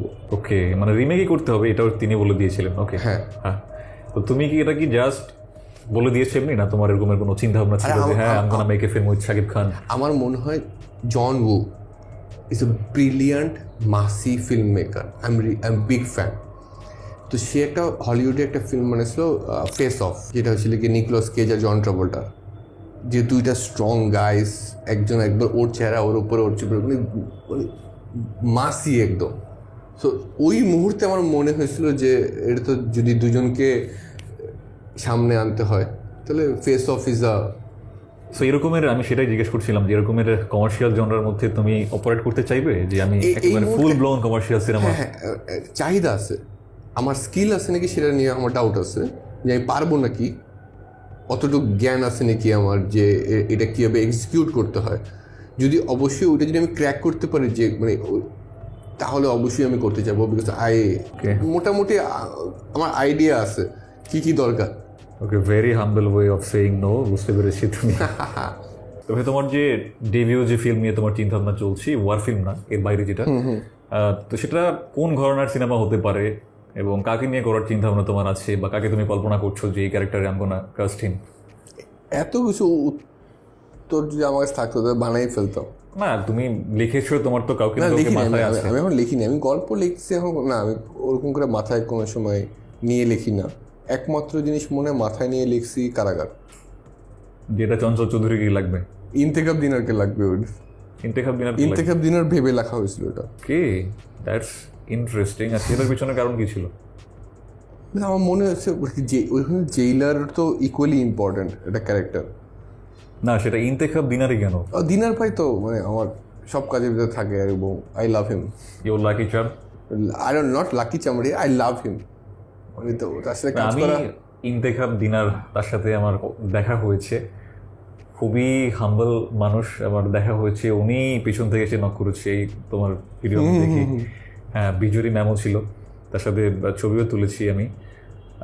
আমার কাছে মনে হয় উনি খুবই অনেস্ট মানুষ। উনি কয়েক বছর আগে একটা ইন্টারভিউতে বলেছিল যে আমাকে কেউ ডাকে না, আমি অত বেশি কাজ পাই না, কেউ আমাকে ডাকে না। তো সেখান থেকে যেহেতু তিনি অত বেশি পপুলার না, এবং তিনি নিজেই বলেছেন যে তিনি অত বেশি কাজও পেত না, তো সেইখান থেকে কেন এই চিন্তাটা আসলো যে তাকে ছাড়া আমার হবে না? বিকজ এই ধরনের চিন্তাভাবনা সাধারণত যারা অনেক বেশি পপুলার, ঠিক আছে, লেটসে চঞ্চল চৌধুরী, লেটসে মোশাররফ করিম, তাদের ক্ষেত্রে এখন যদি আশফাক নিপুণ বলতো যে আমি এটা মোশাররফ করিমকেই ভেবেছি, তাকে ছাড়া আমার এই ক্যারেক্টার অসিহারণ আর কেউ পারতো না। তো এইটা কেন ইন্তেখাব দিনার? তিনি তো অত পপুলারও কেউ না, এবং তিনি যেটা নিজেই বলেছেন যে আমি কাজও পাই না। এখন যদিও সেই অবস্থার পরিবর্তন ঘটেছে, তো তোমার এইটা ভাবার কারণটা এক্স্যাক্টলি কি, যে তাকেই আমার লাগবে? ইন্তেখাব দিনার কিন্তু একটা সিন করেছিল তাকদীরে, একটা স্পেশাল অ্যাপিয়ারেন্সে ছিল। ওই যে চেয়ারম্যান, হ্যাঁ, সাইমন চৌধুরী। সো ওই একদিন শুটিং করে আমার এত ভালো লাগছে তার সাথে। আর ওটা প্রথম দিন ছিল শুটিংয়ের তাকদীরের, বিকজ অফ ক্যামেরাও সে অনেক বেশি chill, right? He is a genuinely nice guy. মানে আমি যখন একটা সিরিজ বানাই অথবা ফিল্ম বানাই, হোয়াট এভার বানাই, তো এটা তো একটা পুরো 1-1.5 মাসের হচ্ছে কি শুটিং। একটা আমাদেরকে অনেক সময় জিজ্ঞেস করে শুটিংয়ে একটা মজার গল্প বলেন, এটা কমন কোশ্চেন মিডিয়াতে জিজ্ঞেস করে। থ্যাংক গড তোমরা হচ্ছে এইসব প্রশ্ন করো না। প্রথম কথা, শুটিংয়ে অত মজা হয় না, ঠিক আছে? সব শুটিংয়ে কাজ হয়। ইটস লাইক কেউ তো কাউকে জিজ্ঞেস করে না তোমার অফিসে আজকে কি মজা করছো, মানে অফিসে কাজ করছো। অনেস্টলি আমার এত ইন্টারেস্ট নাই, কারণ পার্সোনাল লাইফে কার সাথে রিলেশন করতেছে, কার সাথে কি। সো যখন ওই 1-1.5 মাস হচ্ছে কি প্রত্যেক দিন সকালবেলা ওই কাজে যেতে হয়, এবং আই এম লাকি যে আই ক্যান চুজ মাই কো-ওয়ার্কার্স। এখানে তো অনেকে ভিডিও দেখছে যে যদি যারা হচ্ছে গিয়ে চাকরি করেন তাদেরকেই বলি যদি if you had the luxury of choosing your coworkers, তো obviously you will choose coworkers যার সাথে আপনি কমফোর্টেবল, তাই না? সো আমার ওই লাক্সারিটা আছে। এবং যে ইন্তেখাব দিনারের মতো একটা মানুষ, একটা এফএস নাইমের মতো মানুষ, চঞ্চল চৌধুরীর মতো মানুষ, মুস্তাফিজুর ইমরান অথবা গুলমোহরের পুরো কাস্টিং, মানে এর কাস্টিংটা।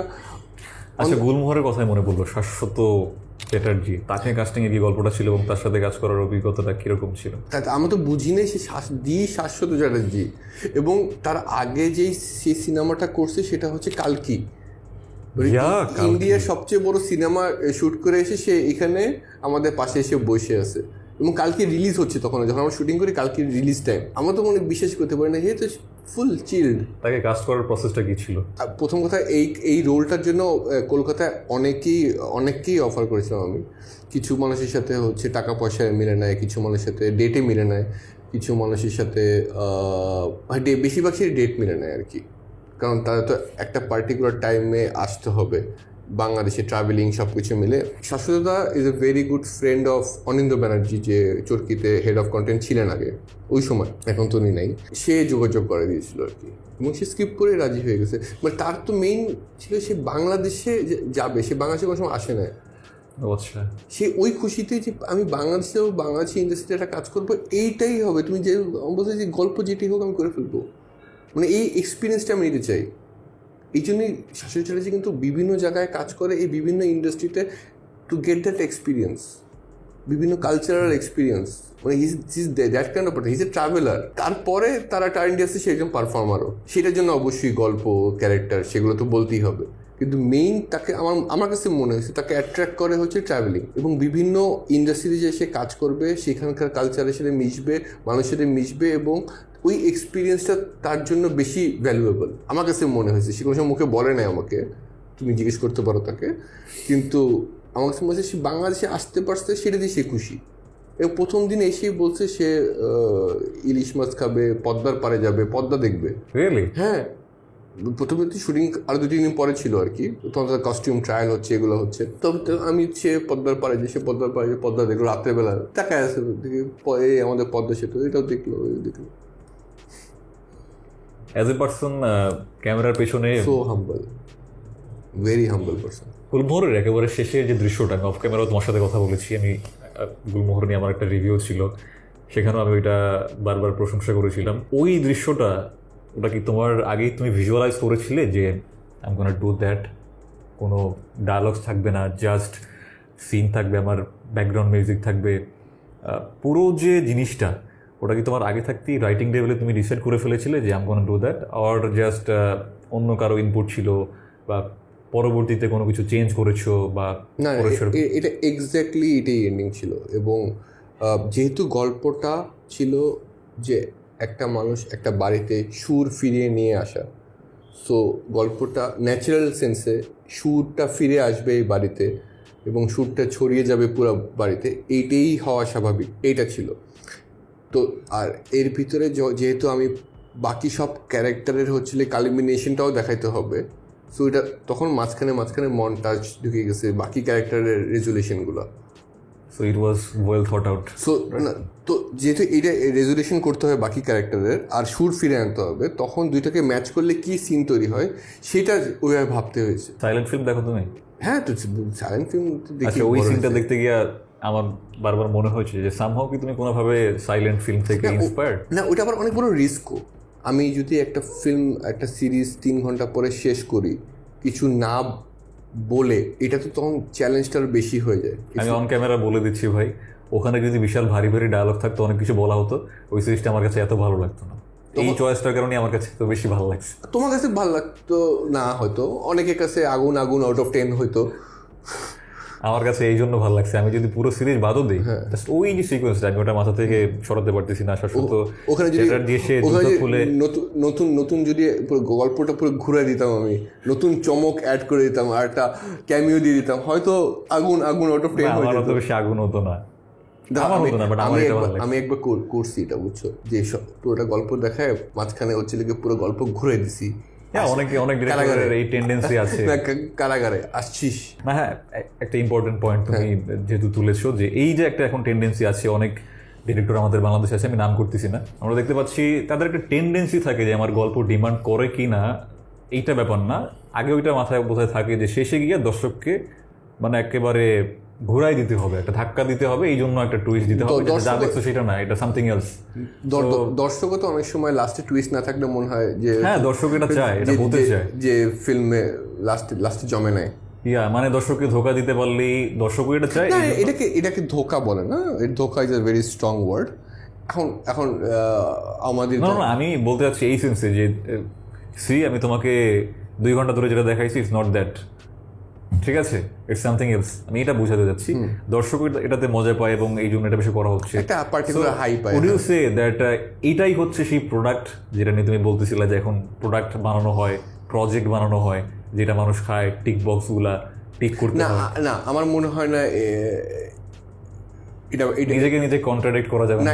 এটা প্রজেক্ট না, আমি প্রজেক্টের নাম বলতে পারবো আরো 100টার, এটা পার্টিকুলার প্রজেক্ট না। এই যে লাস্টে যে পুরো গল্প ঘুরাই দেওয়া হচ্ছিল, ডোন্ট ইউ থিংক যে এটা একটা ফর্মুলা? এটা ফর্মুলা না, এটা ফর্মুলাটা এখন হয় না, এটা হবে, এখন থেকে যেগুলো হবে সে লাস্টে ঘুরানো দেওয়ার চেষ্টা করবে এই ঈদের পর থেকে। নো, আগে থেকেই তো হচ্ছে, ওটিটিতেও তো হচ্ছে। মানে তুমি কত ঈদের কথা বলছো? ওটিটিতেও হচ্ছে। ওটিটি স্পেসে হচ্ছে, বহু বছর আগে ও থেকে আচ্ছা, হচ্ছে, ও হ্যাঁ, অনেক ইউটিউব থেকে করে আসতেছে। তুমি তো সিনেমা এখন সিনেমার কথা ওটিটি গুলো বলছো। ভাবার চেষ্টা করছি, একটা তো আমি করছি। আমি নাম করতে পারি, অন ক্যামেরা নাম করতে চাচ্ছি না, একটা খামোখাই কন্ট্রোভার্সি হয়ে যাবে, তুমি না, না। বিপদে পড়ে যাবে, so I am not gonna do that. আমার ভিউজের প্রয়োজন নাই, আমি কথা বলে মজা পাচ্ছি খুবই, তো তোমাকে বিপদে না, ফেলতে চাচ্ছি না। আমি যেসব আমি যতগুলা ওটিটির কাছ থেকে শুনছি যে এই জিনিস থাকতে হবে to make it more audience friendly, সেটার ভিতরে লাস্টের টুইস্টটা আমার কান পর্যন্ত এখন পর্যন্ত আসে না। কিন্তু আরও অনেক জিনিস আছে মাঝখানে, শুরুতে প্রথম 6 মিনিট, ফার্স্ট এপিসোডের শেষ, মিড পয়েন্টে পুরো গল্প ঘুরে যাবে, এগুলো শুনছি। কিন্তু এখন আমি ভেবে দেখলাম যে ইউর প্রবলি রাইট, যে অনেক সময় এই লাস্টে পুরো গল্পটা টুইস্ট করে দেওয়ার একটা অনেকগুলাই হয় আর কি এরকম প্রজেক্টস। কিন্তু এটা কতটুকু ফিল্ম মেকাররা নিজেরা করে, কতটুকু ওটিটি প্ল্যাটফর্ম, ফিল্ম মেকারদের কথা কিংবা ওটিটির কথা আমি জানি না, বাট দর্শকদের মাইন্ডসেট আমি জানি যে ওই যে শেষে গিয়ে একটা মাথা ঘুরায় দেওয়া, এই জিনিসটা দর্শক পছন্দ করে বহু আগে থেকেই, আর সেই ধরনের কন্টেন্ট তৈরিও হয়। সো করা হয়, রাইট? হতে পারে এটা I think you are right in there. যদি ওটা যদি কিছু কিছু কাজ দেখে আমার মনে হয় যে ওই টুইস্টটাকে মাথায় রেখেই করা হচ্ছিল, যে আমার মেইন অবজেক্টিভ ছিল লাস্টে একটা টুইস্ট দিতে হবে, গল্প যাই হোক টুইস্ট দিলে পরেই মানুষ বিশাল বড় মাস্টারপিস ও ভাবেই নাই, ব্লোন অ্যাওয়ে। তুমি এটা বলার পরে আমার মনে পড়ছে, কোথায় জানি আমি লেখা পড়ছিলাম, এটা মনে হয় কোনো একটা বড় ফিল্ম মেকারেরই ইন্ডিয়ায়, অথবা আমার ঠিক মনে নেই, দর্শক খুঁজে বের করতে পারে কার কোটা, আমি সেটা মনে নেই, যে the problem with streaming and OTT platform nowadays is that stories do not end. একটা গল্প দেখার পরে আবার শুরু হয় শেষে পরবর্তী সিজন বানানোর জন্য, যে সিজনটা কোনো সময় হয় না। কয়টা সিরিজের এরকম আমাদের তো বাংলাদেশে এরকম শুনে শিখেছি, এই সিনেমাটা কিছুই না, এই সিনেমাটা হচ্ছে আমার পরবর্তী সিনেমার ট্রেলার। হ্যাঁ। সো আমার যে গল্পটা এতক্ষণ 3 ঘন্টা ধরে অডিয়েন্সকে বলতেছি, আমি 3 ঘন্টা বললাম ওটিটি কারণে, সিনেমার ক্ষেত্রে কম, যেটা বলতেছি সেটা আমি শেষ করতে পারি, অথবা আমি শুরু করতে পারি পরবর্তী সিনেমার জন্য, সেটাই তো হচ্ছে, তাই না ভাই? আমি যদি খুব ভুল না, তাহলে তো অডিয়েন্স ওই লুপের ভিতরেই থাকবে। আমি যদি খুব ভুল না করে থাকি তাহলে স্পিলবার্গও সম্ভবত এরকম সিমিলার কিছু একটা বলেছিল, যে স্টোরিজ নাউএডেজ বা cinema nowadays don't have a ending, it only has a beginning. Spielberg বলেছিল, লিটারেট, সো স্পিলবার্গই বলছে, রাইট? সো এটা কোনো এন্ডিং হয় না, তো তখন কি তখন হয়তো আস্তে আস্তে আমরা একটা গল্পকে শেষ করার যে ক্রাফট, সেটা আস্তে আস্তে আমরা ভুলে যাব। যে প্রত্যেকবার যদি ওই প্রেশার থাকে যে আমাদের আবার একটা শুরু করতে হবে, নতুন একটা আসার জায়গায় যেখানে আরও ফ্র্যাঞ্চাইজি তৈরি হইতে পারে একটা, সেইটা ডেডলি। এটা আবার সব গল্পের ক্ষেত্রে হবে না। আমার নতুনভাবে শেষ করাতে আপত্তি নাই, কিন্তু মানে আবার নতুন করে একটা টুইস্ট দিয়ে, কিন্তু এটা সব গল্পের জন্য অ্যাপ্লিকেবল না, এটা বুঝতে হবে। রাইট, যে তোমার গল্প আছে এটা মনে করো একটা প্রেমের গল্প আছে, এরকম ছোটোখাটো মিষ্টি সুইট একটা প্রেমের গল্প, সেইখানেও লাস্টে দেখলাম কি এরকম টুইস্ট দিয়ে, মানে গল্প ডিমান্ড করতেছে না, বাট জোর করে দিতেই হবে। ওই গল্প তো ডিমান্ড করে হচ্ছিল গিয়ে অন্যরকম একটা ক্যাথারসিস, রাইট?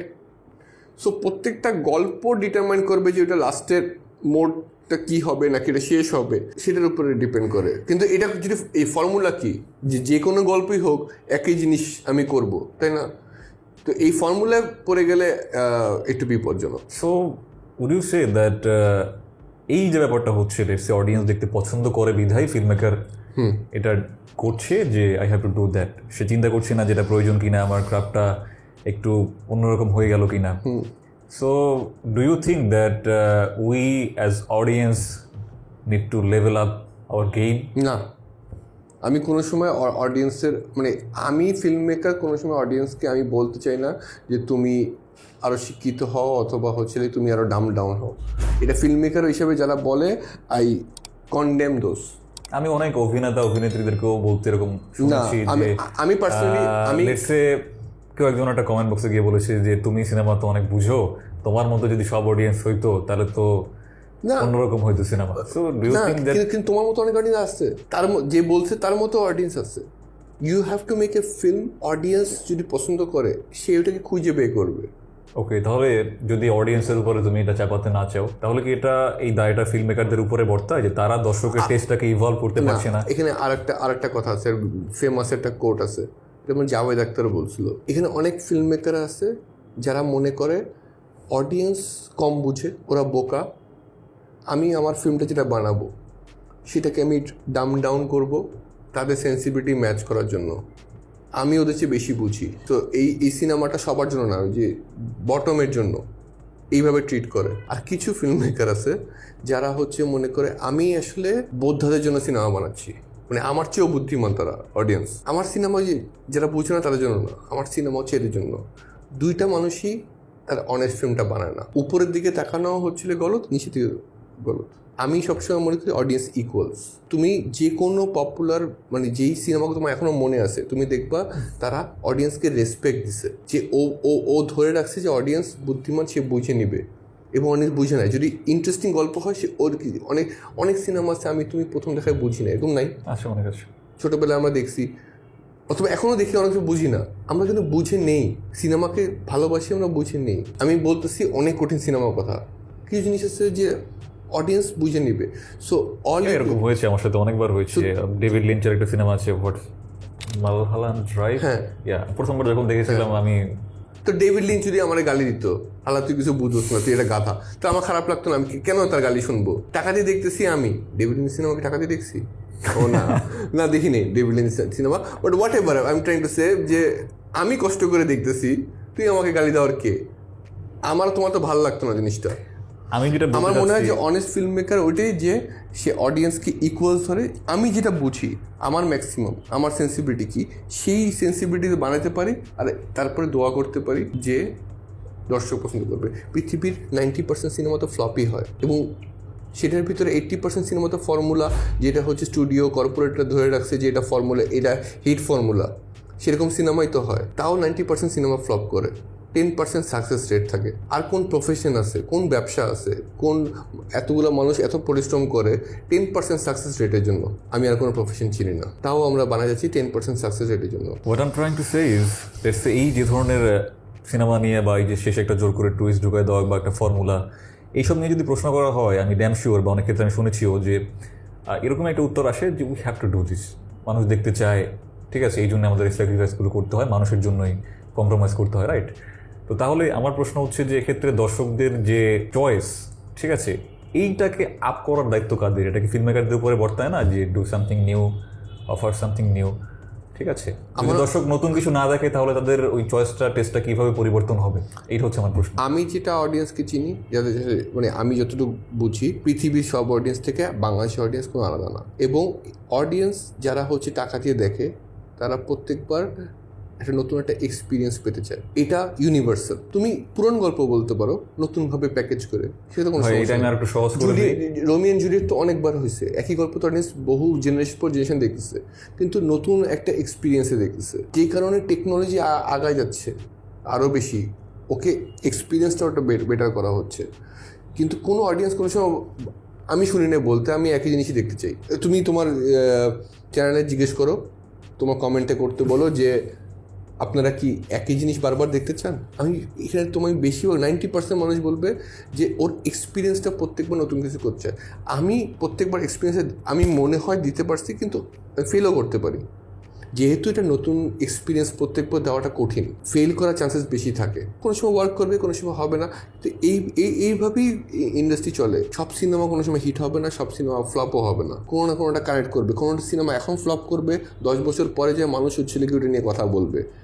কোনো সিনেমা এখন ফ্লপ করবে, 10 বছর পরে আবার মনেও রাখবে না। এই ফিল্ম মেকিং তো আমাদের দেশে তো আমরা বানাইনি জিনিসটা, এটা ওয়ার্ল্ড ওয়াইড 100 বছরের একটা ইতিহাস আছে। বুঝে গেছি ভাই, you are very good at navigating through thin ice. বুঝতে পেরেছি। আমরা মুভ অন করি। ক্যারেক্টার নাকি প্লট, কোন জিনিসটা তোমাকে সবথেকে? Character. If you focus on the character, it's very easy to find out the plot. তোমার যে কটা কাজ আমি দেখেছি, আমার কাছে তো বেশ প্লট হেভি মনে হয়েছে, সেটা তাকদির হোক। কিন্তু প্রত্যেকটা গল্পে কিন্তু প্রথমে ক্যারেক্টার ছিল আগে। এবং এই গুলমোহরের কথা যদি বলি, এটা তো প্লট হেভি। সিরিজ তো প্লট হেভি হবেই, এটা আমি তো সিনেমা বানাইনি, প্লট হেভি হবেই। কিন্তু দিন শেষে ক্যারেক্টার্সই মনে থাকবে। প্লট পয়েন্ট, প্লট টুইস্ট খুব কমই মানুষের ওভার দ্য ইয়ার্স মনে থাকবে। সো কম্পেলিং ভালো ক্যারেক্টার দিতে পারলেই হচ্ছে একটা গুড স্টোরি টেলিং হয়। আমার মাথায় প্রথমে ক্যারেক্টার আসে, তারপরে ক্যারেক্টারের ইমোশনটা আসে, তারপরে হচ্ছে ওটার উপর প্লটটা আমি ডিভাইস করি। ইটস ভেরি সিম্পল, আমি ফর্মুলা দিয়ে দিতে পারি। আমি হচ্ছে যখন সিরিজ বানাই, আমার সারফেস লেভেলে একটা মিস্ট্রি অথবা একটা থ্রিলার থাকে, তাই তো? এখন পর্যন্ত 3টা এটা হচ্ছে। So that is my entertainment to the audience, যে আমাকে 3 ঘন্টা সময় দিবে, একটা কনস্ট্যান্ট একটা রাশ, একটা অত মিস্ট্রি থাকলে হচ্ছিল গিয়ে 2টা ক্লু মিলানোর, যে মানে আমার অডিয়েন্সকে গল্পতে পার্টিসিপেট করাইতে ভালো লাগে, কিন্তু পার্টিসিপেটকে আমি কিন্তু ওই ক্লুটা 2 2 4 হয় সেটা মিলানোর জন্য করি না, ওইটার নিচে যে ক্যারেক্টার এবং একটা স্টোরি আছে, যেটা একটা থিমেটিক রেলেভেন্স আছে, সেইটা বলার জন্য। সেটাকে আমি এখন সব ওষুধ তো খাইতে মজা না, বাচ্চাদের ওষুধ খাইতে মজা না, সো এটাকে অনেক সময় কোট করে বাচ্চাদের জন্য করে দেওয়া হয়। ওই উপরের কোটটা হচ্ছে যেটাতে হচ্ছে তিতা না লাগে, সেটা হচ্ছিল কি একটা সাসপেন্স, একটা মিস্ট্রি, একটা থ্রিলার, কিন্তু ভিতরে হচ্ছিল কি আমি কোর গল্পটা একটা তাকদীর, একটা ফ্রেন্ডশিপের গল্প, একটা মার্জিনাল পার্সনের গল্প, যে একজন একটা প্রস্টিটিউটের ছেলে যে এই সমাজের সাথে মেশার চেষ্টা করতেছে, তার রিডেমশনের গল্প, সে একসময় জেলে ছিল সেটা গল্প, কারাগার একটা যুদ্ধ শিশুর গল্প, আর গুলমোহর সেম একটা মার্জিনাল পার্সনের গল্প, একটা ঘরে ফেরার গল্প, ঘর ছাড়া মানুষের গল্প। সেই গল্পটা হচ্ছিল গিয়ে ওই একটা বাচ্চা হারিয়ে গেছে, একটা কিডন্যাপিংয়ের গল্প, সেটার ভিতরে পলিটিক্স, রুরাল পলিটিক্স, সেটার ভিতরে হচ্ছিল কি এই ছোট্ট একটা গল্প আমি বলতে চাই। এটা হচ্ছিল গিয়ে আমার পার্টিকুলার স্টাইল, যেটা এখন পর্যন্ত আমি বুঝছি। এটা কি সবসময় করবো? Not necessarily. ভাই, আমি আজকের এই ইন্টারভিউটাকে আমার জন্য একটা মাস্টার ক্লাস হিসেবে আমি ট্রিট করেছি। আমি অনেক কিছু জানতে চাই, শিখতে চাই, সেইভাবেই করেছি, যেগুলো দর্শকের কাছে হয়তো অত বেশি গ্রহণযোগ্য হবে না, তারা বোর্ড হয়ে যাবে, আই নো। বাট এই জন্য আমি এখন কিছু দর্শকদের জন্য কিছু প্রশ্ন করি। হ্যাঁ, প্লিজ। এই যে তোমার যে প্রথম ডেবিউ সিনেমা নিয়ে কথা হচ্ছিল, রাইট? তুমি এই সিনেমা কাকে নিয়ে করতে চাইবে সেরকম একটা প্রশ্ন ছিল। তুমি বলেছো যে আমার এটা চিন্তা ভাবনা নাই, right? But let's say Shakib Khan একটা নাম সামনে চলেই আসে, রাইট? কিন্তু আমি সাধারণত একই মানুষের সাথে বারবার কাজ করি, আমার ইতিহাস ঘাটলে এটাই বের হয়। শাকিব খানের সাথে কাজ করার ইচ্ছা আছে, বা সে যে ঘরানার কাজ করে ওই ঘরানায় গিয়ে সে তো এতবার তার ঘরানা চেঞ্জ করে ফেলতেছে, সো তার ঘরানা আমার মনে হয় না কোনো কিছু এখন আর ফিক্সড আছে। সো তাকে আমরা যখন বেড়ে উঠছিলাম তখন এক ঘরানা সে চেঞ্জ করতেছে, but it's always over the top. But I think he's experimenting and he has very good potential also. কিন্তু আমি মনে হয় যেহেতু মানে আমার প্রোটাগনিস্টটা কোনো সময় অত আলফা মেল না, রাদার বিটা মেলও হয় না, গামা মেল হয়। So I would choose somebody softer. So আমি যদি একই মানুষের বেশিরভাগ সময় রিপিট করি, মোস্ট প্রবাবলি চঞ্চল ভাই হবে। আফরান নিশোর সাথে তো কাজ করার আমার খুবই ইচ্ছা। আমরা কয়েকটা প্রজেক্ট করতে চাইছিলাম ওটিটি, আমরা কাইজার করছি একসাথে, আমি প্রডিউসার ছিলাম ওটাতে, কিন্তু এখন অনেকগুলো প্রজেক্টে তাকে পাওয়া খুব কঠিন, অনেকবার চেষ্টা করছি, পাইনি। আই থিঙ্ক সে যে ধরনের কাজ করে তোমাকে সে খুব হ্যাঁ, তার সাথে যখন দেখা হয় ভেরি সাকিব খানের সাথে তো আমার দেখা হয় না কোনো সময়, বাট আমি তার সাথে অবশ্যই দেখা করতে চাই। তার সাথে দেখা করতে পারি না কোনো সময়, কারণ ওনার সামনে তো অনেক ভিড় থাকে, আমিও একটু ওভারওয়েলমড হয়ে যাই, কিন্তু আমি চাই তার সাথে বসে একবার জিজ্ঞেস করি, মানে এই এখন আমি আর একটু সহজ করে একটা প্রশ্ন করি। অ্যাজিউম করা কিছু, তোমার কি মাথায় কোনো আইডিয়া আছে যেটা তুমি শাকিব খানের কাছে বসে তাকে পিচ করতে চাও? এই মুহূর্তে নাই। তো তোমার ফার্স্ট ফিল্ম দেখার জন্য আমাদের কতদিন ওয়েট করতে হতে পারে? 1-1.5 বছরের ভিতরে হয়ে যাবে। 1-1.5 বছর। আর তোমার ওটিটিতে নেক্সট কোনো প্রজেক্ট আছে যেটা নিয়ে কাজ চলছে, বা তোমার ডিরেকশন? আমার ডিরেকশনে নেই, আমার রাইটিংয়ে আছে, আমার প্রডিউসিংয়ে আছে, সেটা এই বছরই আসবে। নামটা এখনো ডিসক্লোজ করতে পারছি না, বাট ভেরি সুন এটা অ্যানাউন্স হয়ে যাবে আর কি। ইটস ভেরি ইন্টারেস্টিং গল্প, ভেরি এবং হিউমারাস। সিরিজ হোক বা এনিথিং? সিরিজ আমার মনে হয় ডিরেকশন আর অনেক পরে হবে, অনেক পরে। তার আগে সিনেমা হওয়ার সম্ভাবনা আছে? তার আগে সিনেমা হওয়ার সম্ভাবনা, মানে ও সিরিজে আমিও মানে 3টা সিরিজ, মানে 8টা 14টা এপিসোড, এতগুলো, মানে আমিও একটা ফ্যাটিক চলে আসছে এই মুহূর্তে। কিন্তু আমি লিখতে চাই এবং প্রডিউস করতে চাই, সেটা চলবে। আর আরেকটা প্রশ্ন, যেটা আমার পার্সোনাল প্রশ্ন এবং অনেকে এই প্রশ্নটা জানতে চাইবে, যারা একেবারে ওই যে ব্যাপারটা আমি প্রথমে বলেছিলাম যে অ্যাসপায়ারিং ফিল্ম মেকার্স আছে, কিছুটা করতে চায়, প্যাশন আছে, স্বপ্ন আছে, বাট তারা জানে না যে কিভাবে কি করব, বা ওই যে একটা গল্প আমার আছে, আমি কাকে গিয়ে কোথায় গিয়ে পিচ করব, ঠিক আছে, বা কি কি অপরচুনিটিস আছে এখানে। তো তাদের উদ্দেশ্যে তুমি কি বলতে চাইবে? লেটস সে আমার মতো একেবারে যে কোনো লিঙ্ক নাই, ইন্ডাস্ট্রির মধ্যে কোনো যোগাযোগ নাই, সে যদি চায় একটু শিখবে, কারো কাছে গিয়ে দেখবে, তো এটার কি কি ওয়ে আছে, তার কোন পথে আগানো উচিত? এটা খুব ভালো ওয়ে আছে। এটা আমার অ্যাজাম্পশন এবং আমার মনে হয়, আমার অ্যানালাইসিসও, যে এই মুহূর্তে এই ইন্ডাস্ট্রিতে ক্রিয়েটিভ ফিল্ডে কাজ করতে চায় যেই পরিমাণ অপরচুনিটিস আছে বাংলাদেশের ইতিহাসে আগে কোনো সময় এত ছিল না। সো এখানে দুইভাবে হতে পারে, যে একটা আসলে কেউ কেউ অলরেডি জিনিসটা, যেহেতু আমাদের এখানে অনেকগুলা ইউনিভার্সিটি আছে যারা হচ্ছে ফিল্ম পড়াচ্ছে, সেখান থেকে এডুকেটেড হয়ে তারপরে ইন্ডাস্ট্রিতে ঢোকা, এটা একটা ওয়ে। আরেকটা হচ্ছে অ্যাজ অ্যান অ্যাসিস্ট্যান্ট শুরু করা। যদি সে একটারও যদি হতে চায় কোনো সমস্যা নেই, সে অ্যাসিস্ট্যান্ট নিয়ে শুরু করলো, কিন্তু সে অ্যাটলিস্ট একটা ওয়ার্ক এনভায়রনমেন্টটা ইন্ডাস্ট্রির ব্যাপারে আরও অনেক কিছু জানবে। অথবা প্রডিউসিং দিয়ে শুরু করতে পারে, যদি সে অ্যাকাউন্টেন্ট হিসেবে শুরু করতে পারে, কারণ অ্যাকাউন্টসেরও তো কাজ আছে, ফাইন্যান্সের কাজ আছে অনেক, কিন্তু সে ইন্ডাস্ট্রির নো হাউটা তার বাড়বে। এখন ডিপেন্ড করে, যদি একটা রাইটার হয়ে থাকে তার প্রসেস একরকম, সে যে ডিরেকশনে আসতে চায় তার প্রসেস একরকম, কিন্তু best way to enter this industry at this moment is write a very good script. If you director হওয়ার জন্য রাইটিং জানাটা কি নেসেসারি? না, একদমই না। রাইটিংয়ের আন্ডারস্ট্যান্ডিং থাকা উচিত, মানে যে স্ক্রিপ্টটা পাঠাবে অন্য রাইটারই হয়তো, সেটা বুঝতে হলে তো এটা পার্টিকুলার রাইটিং, মানে স্ক্রিপ্ট এমন একটা জিনিস, সেটা তো কোনো সময় একটা অডিয়েন্সের কাছে যায় না, এটা এক্সিকিউট হয় তারপরে অডিয়েন্সের কাছে যায়। ওই আসলে স্ক্রিপ্টে কী লেখা ছিল, কয়টা বানান ভুল, সেটা কি কোনো সময় অডিয়েন্স দেখছে? দেখে না তো। সো ইটস অল, এটার একটা ম্যানুস্ক্রিপ্ট, ব্লু প্রিন্টের মতো। তো এটাকে কীভাবে ট্রান্সলেট করতে হয় একটা স্ক্রিপ্ট টু স্ক্রিন, সেটা হচ্ছে ডিরেক্টরে জানতে হবে। তো সেটার জন্য বেস্ট হচ্ছিল কি একদম বটম থেকে শুরু করা, একটা থার্ড এডি দিয়ে শুরু করা, তারপর সেকেন্ড এডি, তারপর ফার্স্ট এডি, যেভাবে আমরা করছি আর কি। তারপরে হচ্ছিল কি শর্টস বানানো নিজে নিজে। এখন it's very easy right now to make films because technology, you have a camera, right? So do you have any advice for me? Keep up the good work. আমি একটা কথা বলছি, তুমি যখনই কোনো রিভিউ করো, try to learn more about that film. তুই যখন রিভিউ করিস এমন একটা পার্সপেক্টিভ দিতে যেটা অডিয়েন্স হয়তো দেখে নাই। নতুন একটা যে কোনো ফিল্মে যে কোনো একটা এক্সপিরিয়েন্স আসে, ওই রিভিউতে একটা নতুন একটা জিনিস এক্সপিরিয়েন্স আসবে, then only it will be meaningful. আমি আমার ফিল্ম মেকিং ক্যারিয়ারের বেশিরভাগ জিনিস শিখছি হচ্ছে কি ফিল্ম রিভিউ পড়ে। এটা রবার্ট এবার্ট হোক অথবা যেই হোক না কেন, এখনও আমি হচ্ছে কি একটা ফিল্ম দেখি, দেখার আগে একবার রিভিউ পড়ি, দেখার পরে একবার রিভিউ দেখি, technical part, how to see a film, সেটা শিখি। সো একটা ফিল্ম ক্রিটিকের অনেক বড় দায়িত্ব। ভাই দ্যাট মিনস আ লট। এইভাবে কেউ বলে না, আমাদের ভিডিও অনেকে দেখলেও বলে না যে দেখি।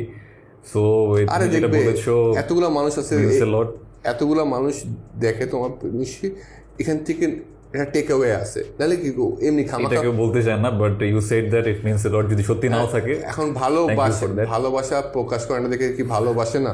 লাস্ট প্রশ্ন হচ্ছে, how did I do? You did fantastic, I really love talking to you.